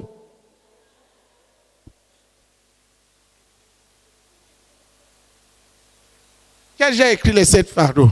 Ninde kwandika ya mitwaro indwi? Des choses qui pèsent sur toi. Bya bintu byama bikuremereye. Qui a déjà écrit? Ninde yamaze kwandika? Comme ça tu sais de courir derrière les prophètes. Uzocuhagarika kwama uri kuriruka inyuma y'abavugishwa. Maintenant. Ubu rero. Tu vas te lever et demander la première chose 21 fois. Uhaguruke usabe icambere inshuro 21. Demande et reçois. Usabe kandi ucuhabwa. Pendant que certains d'entre vous ont demandé, igihe rero bamwe muri mwebwe bazaba bariko barasaba, certains vont recevoir. Bamwe baraza guhabwa ubunyene. Ce que tu reçois de Dieu est la clé pour entrer dans la chose. Ico uhabwa, ico uza kumva n'urufunguruzo ruzokugururira kuvyinjiramwo. Dieu disait ceci dans l'Ancien Testament. Mu isezerano rya kera Imana yavuga ngo, je ne fais rien sans avoir à parler à mes serviteurs, les prophètes. Ngo ntaco nkora ntabanje kwibira kabanga abakozi banje abavugishwa banje. Mais dans le Nouveau Testament, chaque enfant de Dieu a l'esprit qui était sur les prophètes en lui. Kandi umwana w'Imana wese afise mwemu yari kubavugishwa n'isezerano rya kera kandi amufise muri yo. Avec lui. Imana irabitubwira. Dieu m'en a parlé. Ibintu byose ndiko ndabamwo Imana yari yarabimbariye. Est-ce que Dieu est ton père? Mbega Imana ni so? Hein? Est-ce qu'il parle ou bien il est muet? Mbega aravuga canke ntavuga? Très bien. Là, tu as entendu sur le problème là. Demande-lui. Ikuri yo ngorane wamwumvise mubarire kandi uhabwe. Dieu n'a pas de problème de te répondre. C'est toi qui as le problème de demander et recevoir. Imana nta kibazo ifise ryo kwishura. Ni wowe ufise ikibazo cyo kubasaba. J'étais à Remongue quand on a beaucoup prié pour que Dieu ouvre les oreilles des twarasenze cyane kugira ngo Imana zibura amatwi y'ibitumva mu buryo bw'impemu. Et je me suis endormi. Chandasinzira. Dans le sommeil. Mwijoro nsinziriye. J'enlevais les mains et c'est un genre d'insecte qui pique et s'agrippe. Je le tirais quand j'enlevais. Nabona ngo ndiko ndakwega. Là vous voyez mes oreilles. Igikoko. Ouvert maintenant que jamais. Igikoko ndabona. Uno munsi ndumva cyane ijwi ry'Imana. Frère. Plus ouvert. Amatwi yanje aruguruye kurusha uko vyari. Nakuyeyo ikintu kibaza nk'igikoko mu matwi yanje. Mbona ndagikuyeyo ndagitaye.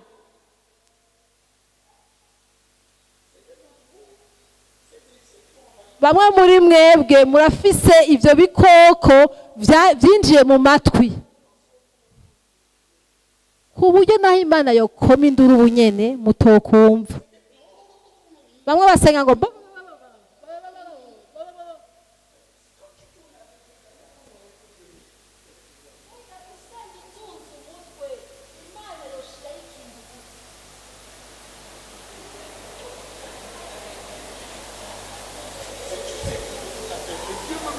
ugumuri kurazunza umutwe Imana itoshira yiki.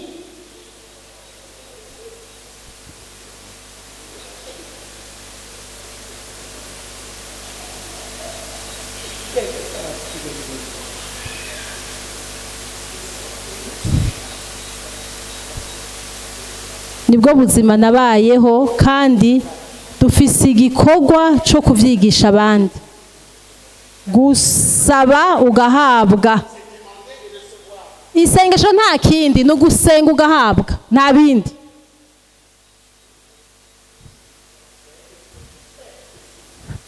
igihambaye nico uhabwa na data nico ugikoza ubu rero ugira usabe jewe nta wundi mutwaro nza kuduza nza gusenga ngo Imana yugurura amatwi yawe wumve kandi ngo ubone ivyo Imana ishaka kubona kandi wumve mu mutima ico Imana ishirayo nta rindi sengesho nza kuduza kandi uhabwe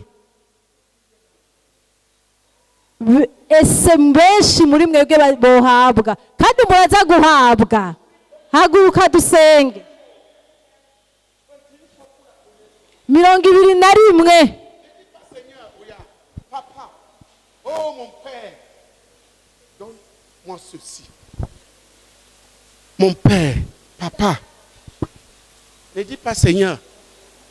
Nous ne lui parlons pas ici comme nuvuge ngo mwami oya uvuge ngo data aha tugira tumubwire nka data. Allons-y, demande.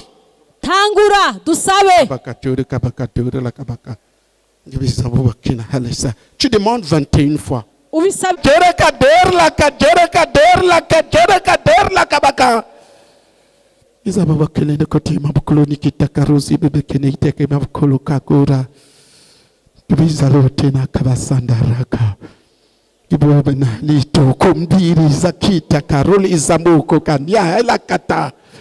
Rubiza bubania hilateka dibakizo bubandako kakiza sobikara sonde rola kimpa de son père. Ninde muntu aheje guhabwa ikintu agihawe na se? Lève la main. Nakirize. Lève la main comme ça. Nakirize gutya. Passe ici. Nimuze mutushingire ntahe. Tu as reçu, viens. Umuntu aheje guhabwa ikintu na se. Nous voulons que les gens croient. Et nous voulons que chacun d'entre nous, moi j'ai reçu. Je naronse nahawe. Pendant que je demande de plus en plus que Dieu ouvre les oreilles pour que chacun l'entende et croit en lui. Il m'a dit qu'il établit cela au milieu de nous. Demander et recevoir au milieu de nous. Pourvu que les gens demandent. Abantu bashobore kuyumva Imana yacimbwira ngo vyishinge hagati yanyu ku buryo umuntu wese asavye aronka niyasenga azohabwa nabo babiri gusa ingo nawe umuntu wese aje guhabwa naza dushingira intahe umuntu wese yahabwa ni kimenyamenya ni ntahe kw'Imana ivuga. C'est les trois. Nabo batatu gusa bahawe. Il y avait pourtant les mains levées. Hari abantu bandi bari bakirije. Ça a disparu en chemin. None byaciye bizimanga. Qui a reçu quelque chose de Dieu, de clair. Umuntu aje kuronka ikintu kiboneka neza Imana yamubariye ku mutwaro yari ko araduza. Tu as vu des choses pendant qu'il priait. Ninde muntu yeretswe ikintu igihe ariko arasenga. Lève la main. Yagize vision. Il s'est retrouvé, il a vu des choses. C'est toi? Araraba azabona abonye ibintu. C'est toi? Ni wowe wabonye ibintu? Ouais. Dieu parle de plusieurs manières. Imana ivuga mu buryo ubu canke mu buryo ubundi. Ça peut être n'importe comment. Imana ishobora kukubwira mu buryo ubu canke ubundi. Oui. Ego. Imana ishimwe. Gloire à Dieu. Je umutwaro wa mbere nari nasengeye agakiza k'umugabo. Et le premier fardeau, je priais pour le salut de mon mari. J'ai élevé ça 21 fois. J'ai élevé ça 21 fois. Et j'ai crié en langue, j'ai prié en langue. Une voix m'a dit, il va avoir un songe. Jésus, ça va se faire. Il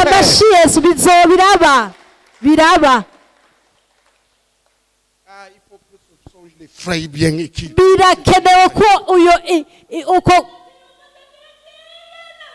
Alléluia.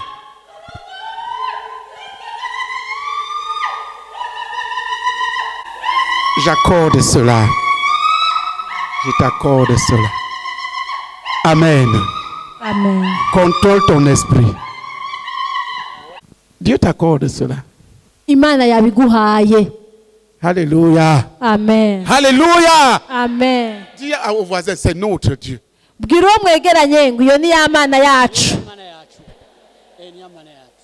C'est ça notre Dieu. Il est notre Dieu.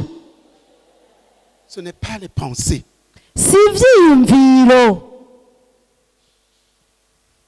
Voilà ce que vous devez bâtir. Vous devez aider dans les assemblées à établir. Qui comprend?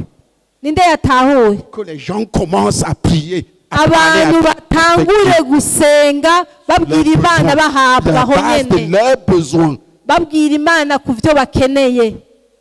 Oui. Yesu ashimwe. Amen. Amen. Nanje igihe ndiko ndasenga mu mitwaro ndwi nanditse. Moi aussi, pendant que je priais sur les 7 fardeaux que j'ai écrits, umutwaro ujanye n'abantu nariko ndashira imbere y'Imana kubijanye n'agakiza kabo n'igitinyiro c'Imana Imana ibashira. Il y a les gens les noms que j'avais mis devant Dieu pour que Dieu leur donne le salut et qu'ils aient la crainte de Dieu. Ndiko ndasenga njanumva ijwi ryumvikana neza mu mutima wanje. Pendant que je priais, une voix audible a parlé à mon cœur. Mu mutima wanje rimbwira ngo bagiye kugutangaza. La voix disait, ils vont t'étonner. Applaudissons pour Jésus. Alléluia. Amen. Quand tu as ce Dieu-là à tes côtés, iyo ufise Imana nk'iyo iruhande yawe, tu es miraculé sur la terre. Ucucika gitangaza ngaha muri ino si. Yesu ashimwe. Amen. Je nanje umutwaro wa kane niwe naciye mpindura ngira uwa mbere. Le quatrième fardeau, j'ai échangé, j'ai fait qu'il s'assoie le premier. Umutwaro w'inzu hano mu Nyakabiga. Je priais pour notre maison ici à Nyakabiga. Ndiko ndasenga rero. Pendant que je priais, nabonye ahantu naciye mbona ahantu Imana yaduhaye parcelle mugabo hari inzu nyene. Et je voyais un endroit où le Seigneur nous a donné une parcelle. Et dans cette parcelle, il y avait même une maison. Applaudissons pour Jésus de Nazareth. Regardez. Il y a des gens qui ne feront jamais la prière de foi. Parce que la prière de foi c'est fait sur la base de ce que tu as reçu de Dieu.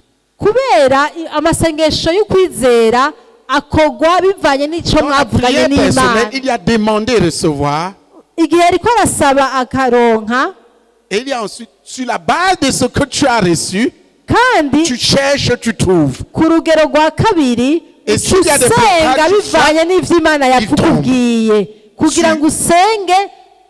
deux niveaux là sont des niveaux de prière de foi. Par exemple,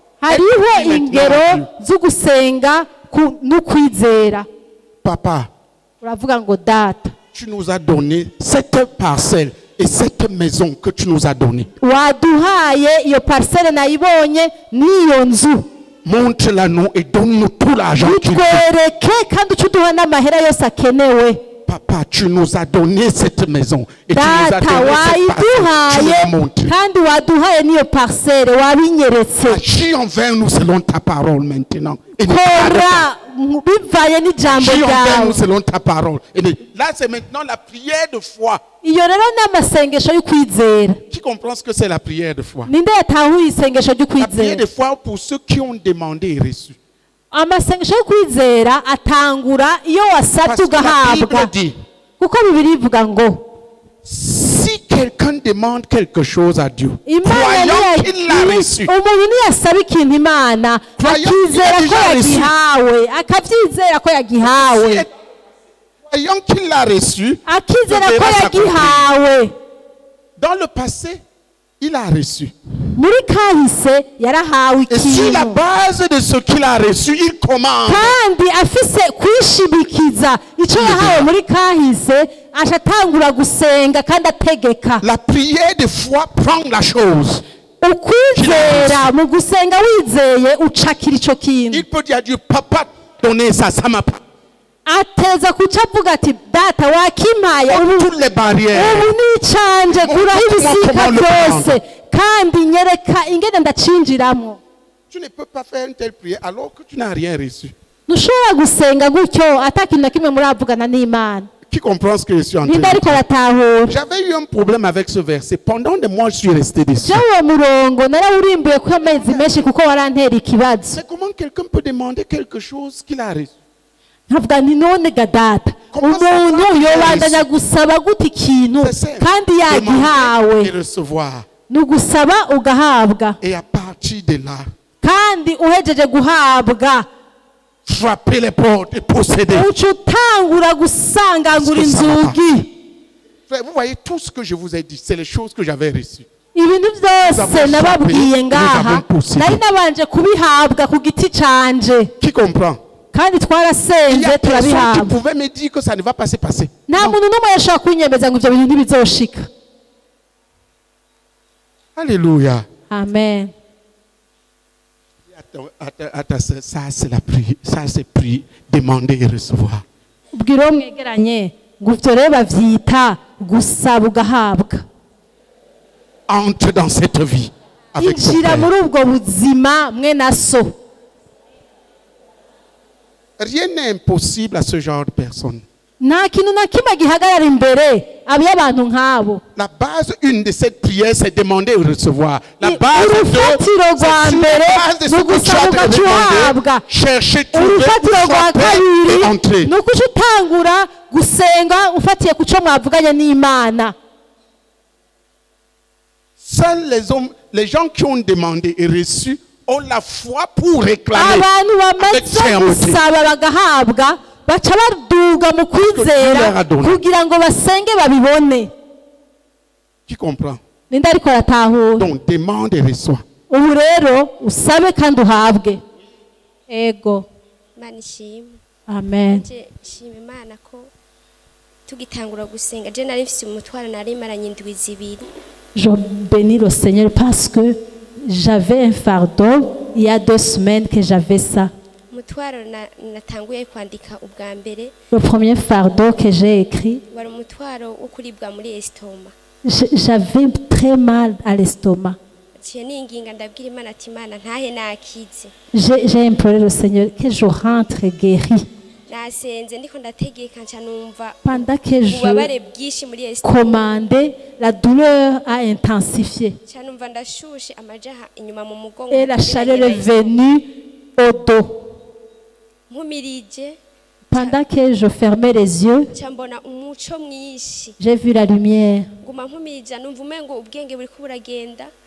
C'est comme si je ne pensais plus correctement. Et j'ai commencé à pleurer. Une voix m'a dit, tu es guéri. Applaudissons pour Jésus. Comme la machiesse. Le Nazareth. Le christianisme est un mystère. Entre dans le vrai christianisme, frère.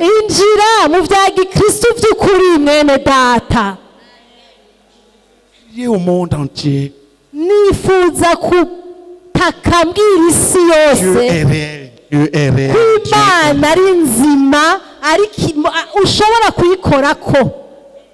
Il parle de plusieurs manières. Et c'est l'homme qui n'amène pas de confusion dedans. Des choses simples et claires.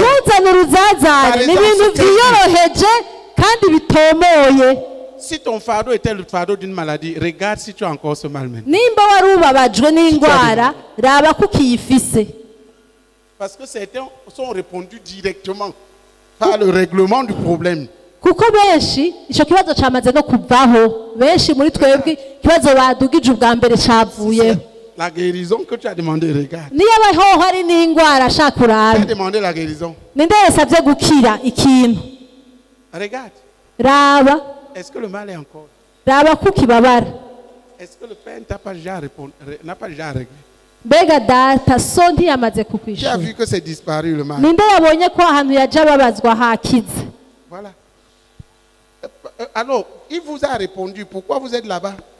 Ega nizo ni inyishu ni kuki Il y a des gens mwicaye. qui répondent pratiquement. Il y a des gens à qui il dit quelque chose. Il y a d'autres. Hari abantu Imana yishura ubwo nyene mu buryo bugaragara, hariho n'abaronka ijambo. Est-ce que tu as demandé la guérison à Dieu et c'est le diable qui a donné? None usabye gukira Imana Satani yo kwishura oya waronse. Applaudissons pour Jésus. Komera amashi Yesu. Ça c'est notre Dieu. Iyo ni ya Mana yacu. Ça c'est notre Dieu. Iyo ni Imana yacu. Je voudrais dire au monde entier Nifuza kubwira isi nzima que je ne suis qu'un vase de terre. ko ndugwavya gwibumba. Vraiment terre. Nukuri ibumba Mais avec un grand trésor à l'intérieur. ariko hariho ibintu vy'agaciro L'esprit de Jésus muri ubwo qui fait de moi gwavya. un enfant de Dieu. Impwemu ya Yesu ingira umwana w'Imana. Je peux lui parler. Ndashobora kumubwira, Je peux recevoir. ndashobora no kuronka ivyo ampaye.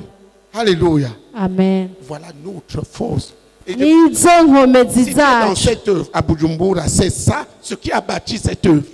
Nimba uri Bujumbura nivyo vyatwubatse, nivyo vyubatse kino gikorwa. Et c'est dans ce domaine que nous devions être des exemples. Kandi muri ico gisata niho tuteza kuba ivyitegererezo. Tout ce qu'on a fait, tout ça, on l'a Ibintu reçu. byose mubona twabanje kubihabwa mu buryo ubu canke ubundi hama turabibona. Amen. Amen. Oui. Alifise ingwara nagendana mu rubavu kandi yambabaza cyane. Moi j'avais un mal de côté et ça me faisait très mal. Turiko turasenga nagiye numva mbohoze.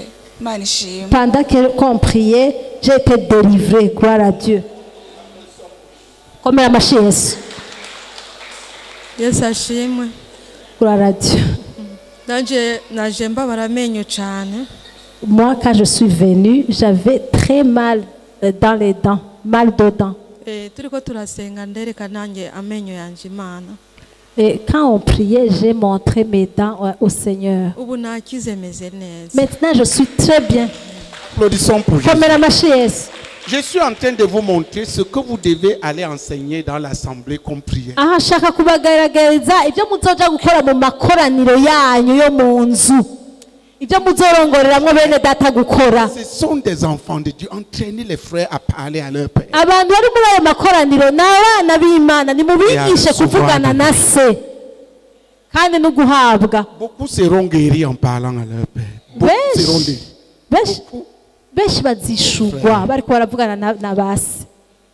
Ce Dieu que nous invoquons, iyo Mana dusenga, en qui nous iyo Mana twizeye, l'Éternel, c'est son nom. n'uhoraho niko yitwa. Notre Dieu est le vrai Dieu. Imana yacu ni Imana y'ukuri. Oui, ma sœur. Yesu ashimwe. Amen. Nanje numva nezerewe cyane gose. Moi aussi je suis très contente. Kuri imitwaro baduhaye. Sur les fardeaux qu'on nous a donnés. Indwi ego simfise amahirwe yo kumenya kwandika mugabo mpwemu yarazonyandikira. Mais je n'ai pas eu la chance de savoir écrire, mais je sais que le Saint-Esprit va écrire pour moi. Nari natakambira Imana ko Imana isubira kumvyura cyane mu buryo bw'impwemu nkavyuka gusenga. Et j'avais prié que le Seigneur qui est réveillé et que je commence à me réveiller tôt pour prier. Kandi Imana yabikoze numvise ijwi rinyemerera ko Imana ibinkoreye. J'ai entendu une voix qui me dit que je l'ai fait. Applaudissons pour Jésus. Attends, quand tu as entendu la voix, qu'est-ce qui a suivi? Tu as éclaté en langue.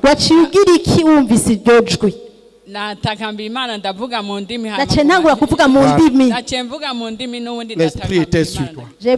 Donc tu l'as reçu. Alléluia. Des choses montaient dans mon corps.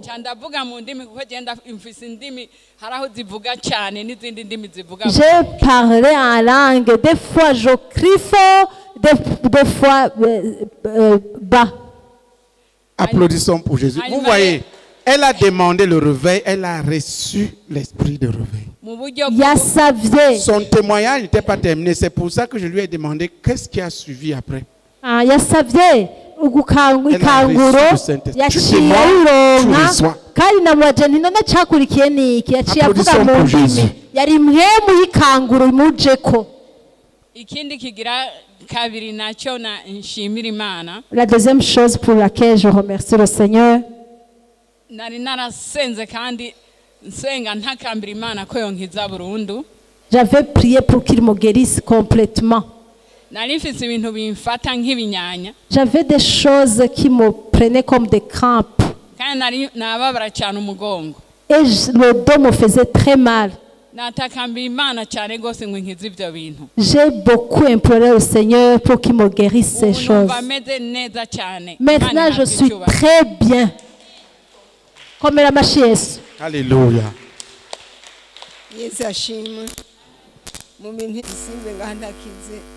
Moi, j'avais prié que je ne quitte pas cet endroit avant que je ne sois guéri. Que je ne rentre pas avec mon pied malade. Chaque fois, il y avait des crampes dans cette jambe. J'essayais de marcher et ça n'allait pas. Mais quand j'ai prié, il a entendu mes cris. Je suis bien portante. Applaudissons pour Jésus. Amen. Qui voit que quiconque demande reçoit. Nous n'avons pas le temps de continuer. Si je donnais le temps de reprier maintenant 21 fois, vous alliez voir les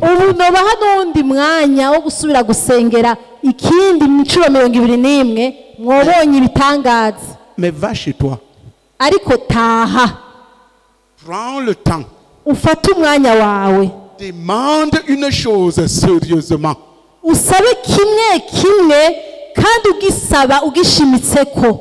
Chacune au moins 7 fois.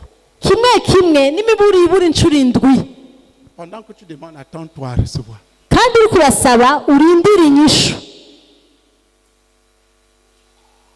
Demande. Et reçois. Certains ont reçu maintenant, d'autres vont recevoir. On va recevoir. Parce que quiconque demande, reçoit. Quand tu as reçu, tu as la clé pour posséder. La réponse peut être que Dieu fait quelque chose immédiatement. La réponse peut être que Dieu te dit quelque chose sur la base de laquelle il marchera avec toi. La réponse peut être que Dieu te transporte dans une vision pour que tu vois certaines choses et que tu sois établi dedans.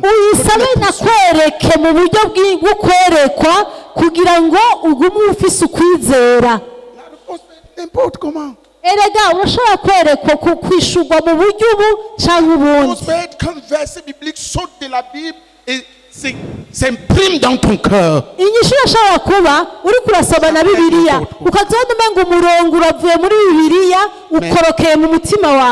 Mais demande et reçois. Et quand tu as reçu, ne lâche pas ça.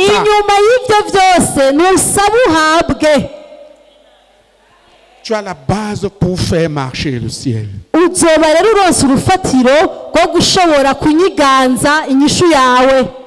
Tu lui dis, papa, tu as dit. Ucumubwira uti data warabivuze. Vous savez comment j'ai réussi à enseigner? Urazi gituma nigisha bigakunda? Ma tête est vide. Je dis, papa. Ndabwira nti data. Tu as dit que c'est toi qui parleras à travers moi. Et il me l'a dit après. Waranyemereye ngo ni wowe uzovuga muri jewe kandi yarabimbwiye kenshi. C'est correct, c'est aligné, c'est kandi mva kudaza bikaza kandi bitonze kandi bitomoye. À cause des choses que j'ai eu à recevoir. Kubera n'ibintu naronse imbere y'Imana n'ibintu nari narahawe. Certains jours il m'a dit va commande. Rimwe iranambwira ngo genda ngutegeke. Ordonne, je vais agir. Tegeka jewe ncanza nkore. Voir dire des choses et dire n'importe quoi et ça arrive. Nico gituma ushobora kumbwira kumbona ndiko ndavuga ibintu nkavuga ibintu kandi ukazona birabaye. C'est la foi de ceux qui reçoivent. Uko n'ukwizera ko abantu bigeze guhabwa ikintu. Israël était un problème. Israël yari mu bibazo. La mer était devant. Imbere hari kiyaga. L'armée était derrière Pharaon. Inyuma Farao. Et le peuple s'est mis à crier. Ubwoko bw'Imana butangura gutakamba. Amoseo. Ngo Mose. Amoseo. Ngo Mose. Adibate no nyungu. Umbwane itumbwangu. Imbere hari kiyaga. Inyuma Farao. Wamumbwande. Amoseo. Owe Mose Mose. Amoseo. Ngo imbere kiyaga. Lobalongo. Jemea itumbwangu. Oikwale. Kedimene bomba. Moïse. Mose. La mer est devant nous. Ikiyaga imbere. La mer est derrière nous. Peux-tu maintenant ne parleras-tu pas? Moïse, regarde toi-même. Utubwira iki ko bigaragara Mose? Uza kutubwira. Pharaon arrive, nous allons être rejoints. Farao aradushikiriye. Appelle donc ton Dieu maintenant. Ubu rero y'Imana uhora utubwira ihamagare rero tuyirabe. C'est comme ça l'église aujourd'hui, des enfants qui piaillent. Ni uko abantu b'abana benshi b'Imana bavuga, abana batumutwe, bajugumizwa n'akantu kose kaje. Il y avait un homme. Ariko hariho umugabo. L'esprit de l'Éternel est sur lui. Umhemu w'Imana yari kuri we. Cet esprit qui est en toi. Niyo mhemu nyene iba kumuri wewe. S'adresser à Dieu. Yarashobora kubwira Imana yiwe. Moïse se tourna vers Dieu. Mose acara hindukirira Imana. Vous savez la réponse de Dieu? Dieu lui répond, mais pourquoi ils crient? Imana ishimbaza ngo mbega bariko bakomeshwa induru. Dis-leur de se taire d'avancer vers la mer. Ugari minwa babandanye ico bariko barakora. Et toi étends la main et fends la mer. Ngo nawe ramvura ukuboko ikiyaga ugicemo kabiri. Les gens vont dire, mais où est-ce que Moïse a pris la foi? Comment non peut étendre la main et fendre la mer? Abantu bahora bibaza ngo mbega Mose yavyumviriye gute gusatuza ikiyaga ibiganza? Imana yari yamubwiye nawe yari yahawe. La prière introduit l'être humain dans la dimension umuntu mu kirere cy'ibitangaza. Moïse tendit la main. Mose aramvura ikiganza. Taisez-vous et allez vers la mer. Je m'imagine. Il y avait dans ce peuple qui disaient, oh, alors nous vous avons, il est fou. Il nous demande d'aller où? Est-ce que nous sommes des poissons pour que tu nous dises des plongées dans la mer? Il tendit la main. La mer fut fendue. Quand les gens piaillent, frère, écoute ce que dit Moïse. Parce que lui peut entendre. Kubera wewe arashobora kumva uzawumvirize ba Mose kubera ba Mose bobo barumva mu bihe nk'ivyo. Ce monsieur tendit la main. Uyo mugabo acaramvura ikiganza.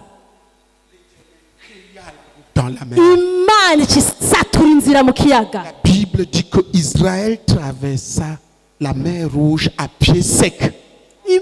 Isirayeli ikirengana mu kiyaga nk'aho ari inzira yumye. Applaudissons. Komera amashi Yesu. L'esprit qui était sur Moïse est sur toi. Iyo mwemu nyene yari kuri Mose. Celui qui veut prier et parle à son Dieu. Et que le réveil vienne sur cette église. Le réveil de la prière. Ceux qui veulent prier, levons-nous et priez. Data turasenga tugushimira kubw'umuprofete waduhaye musenge. Turagushimira. Prie à Dieu que ceci soit ton nom.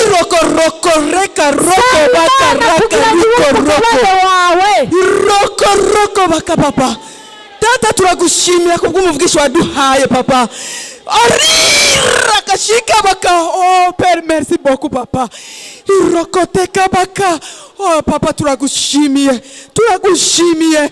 Kujambo ryawe rivuga ngo twizere Imana kugira ngo tubone gushikama. Ngo twizere uvugishwa nawe kugira ngo tubone gutsinda. Turagushimira kubw'umuvugisho waduhaye papa. Arita kataka baka papa. Turagushimiye papa. Que ta gloire te revienne Père. Au nom de Jésus-Christ. Amen.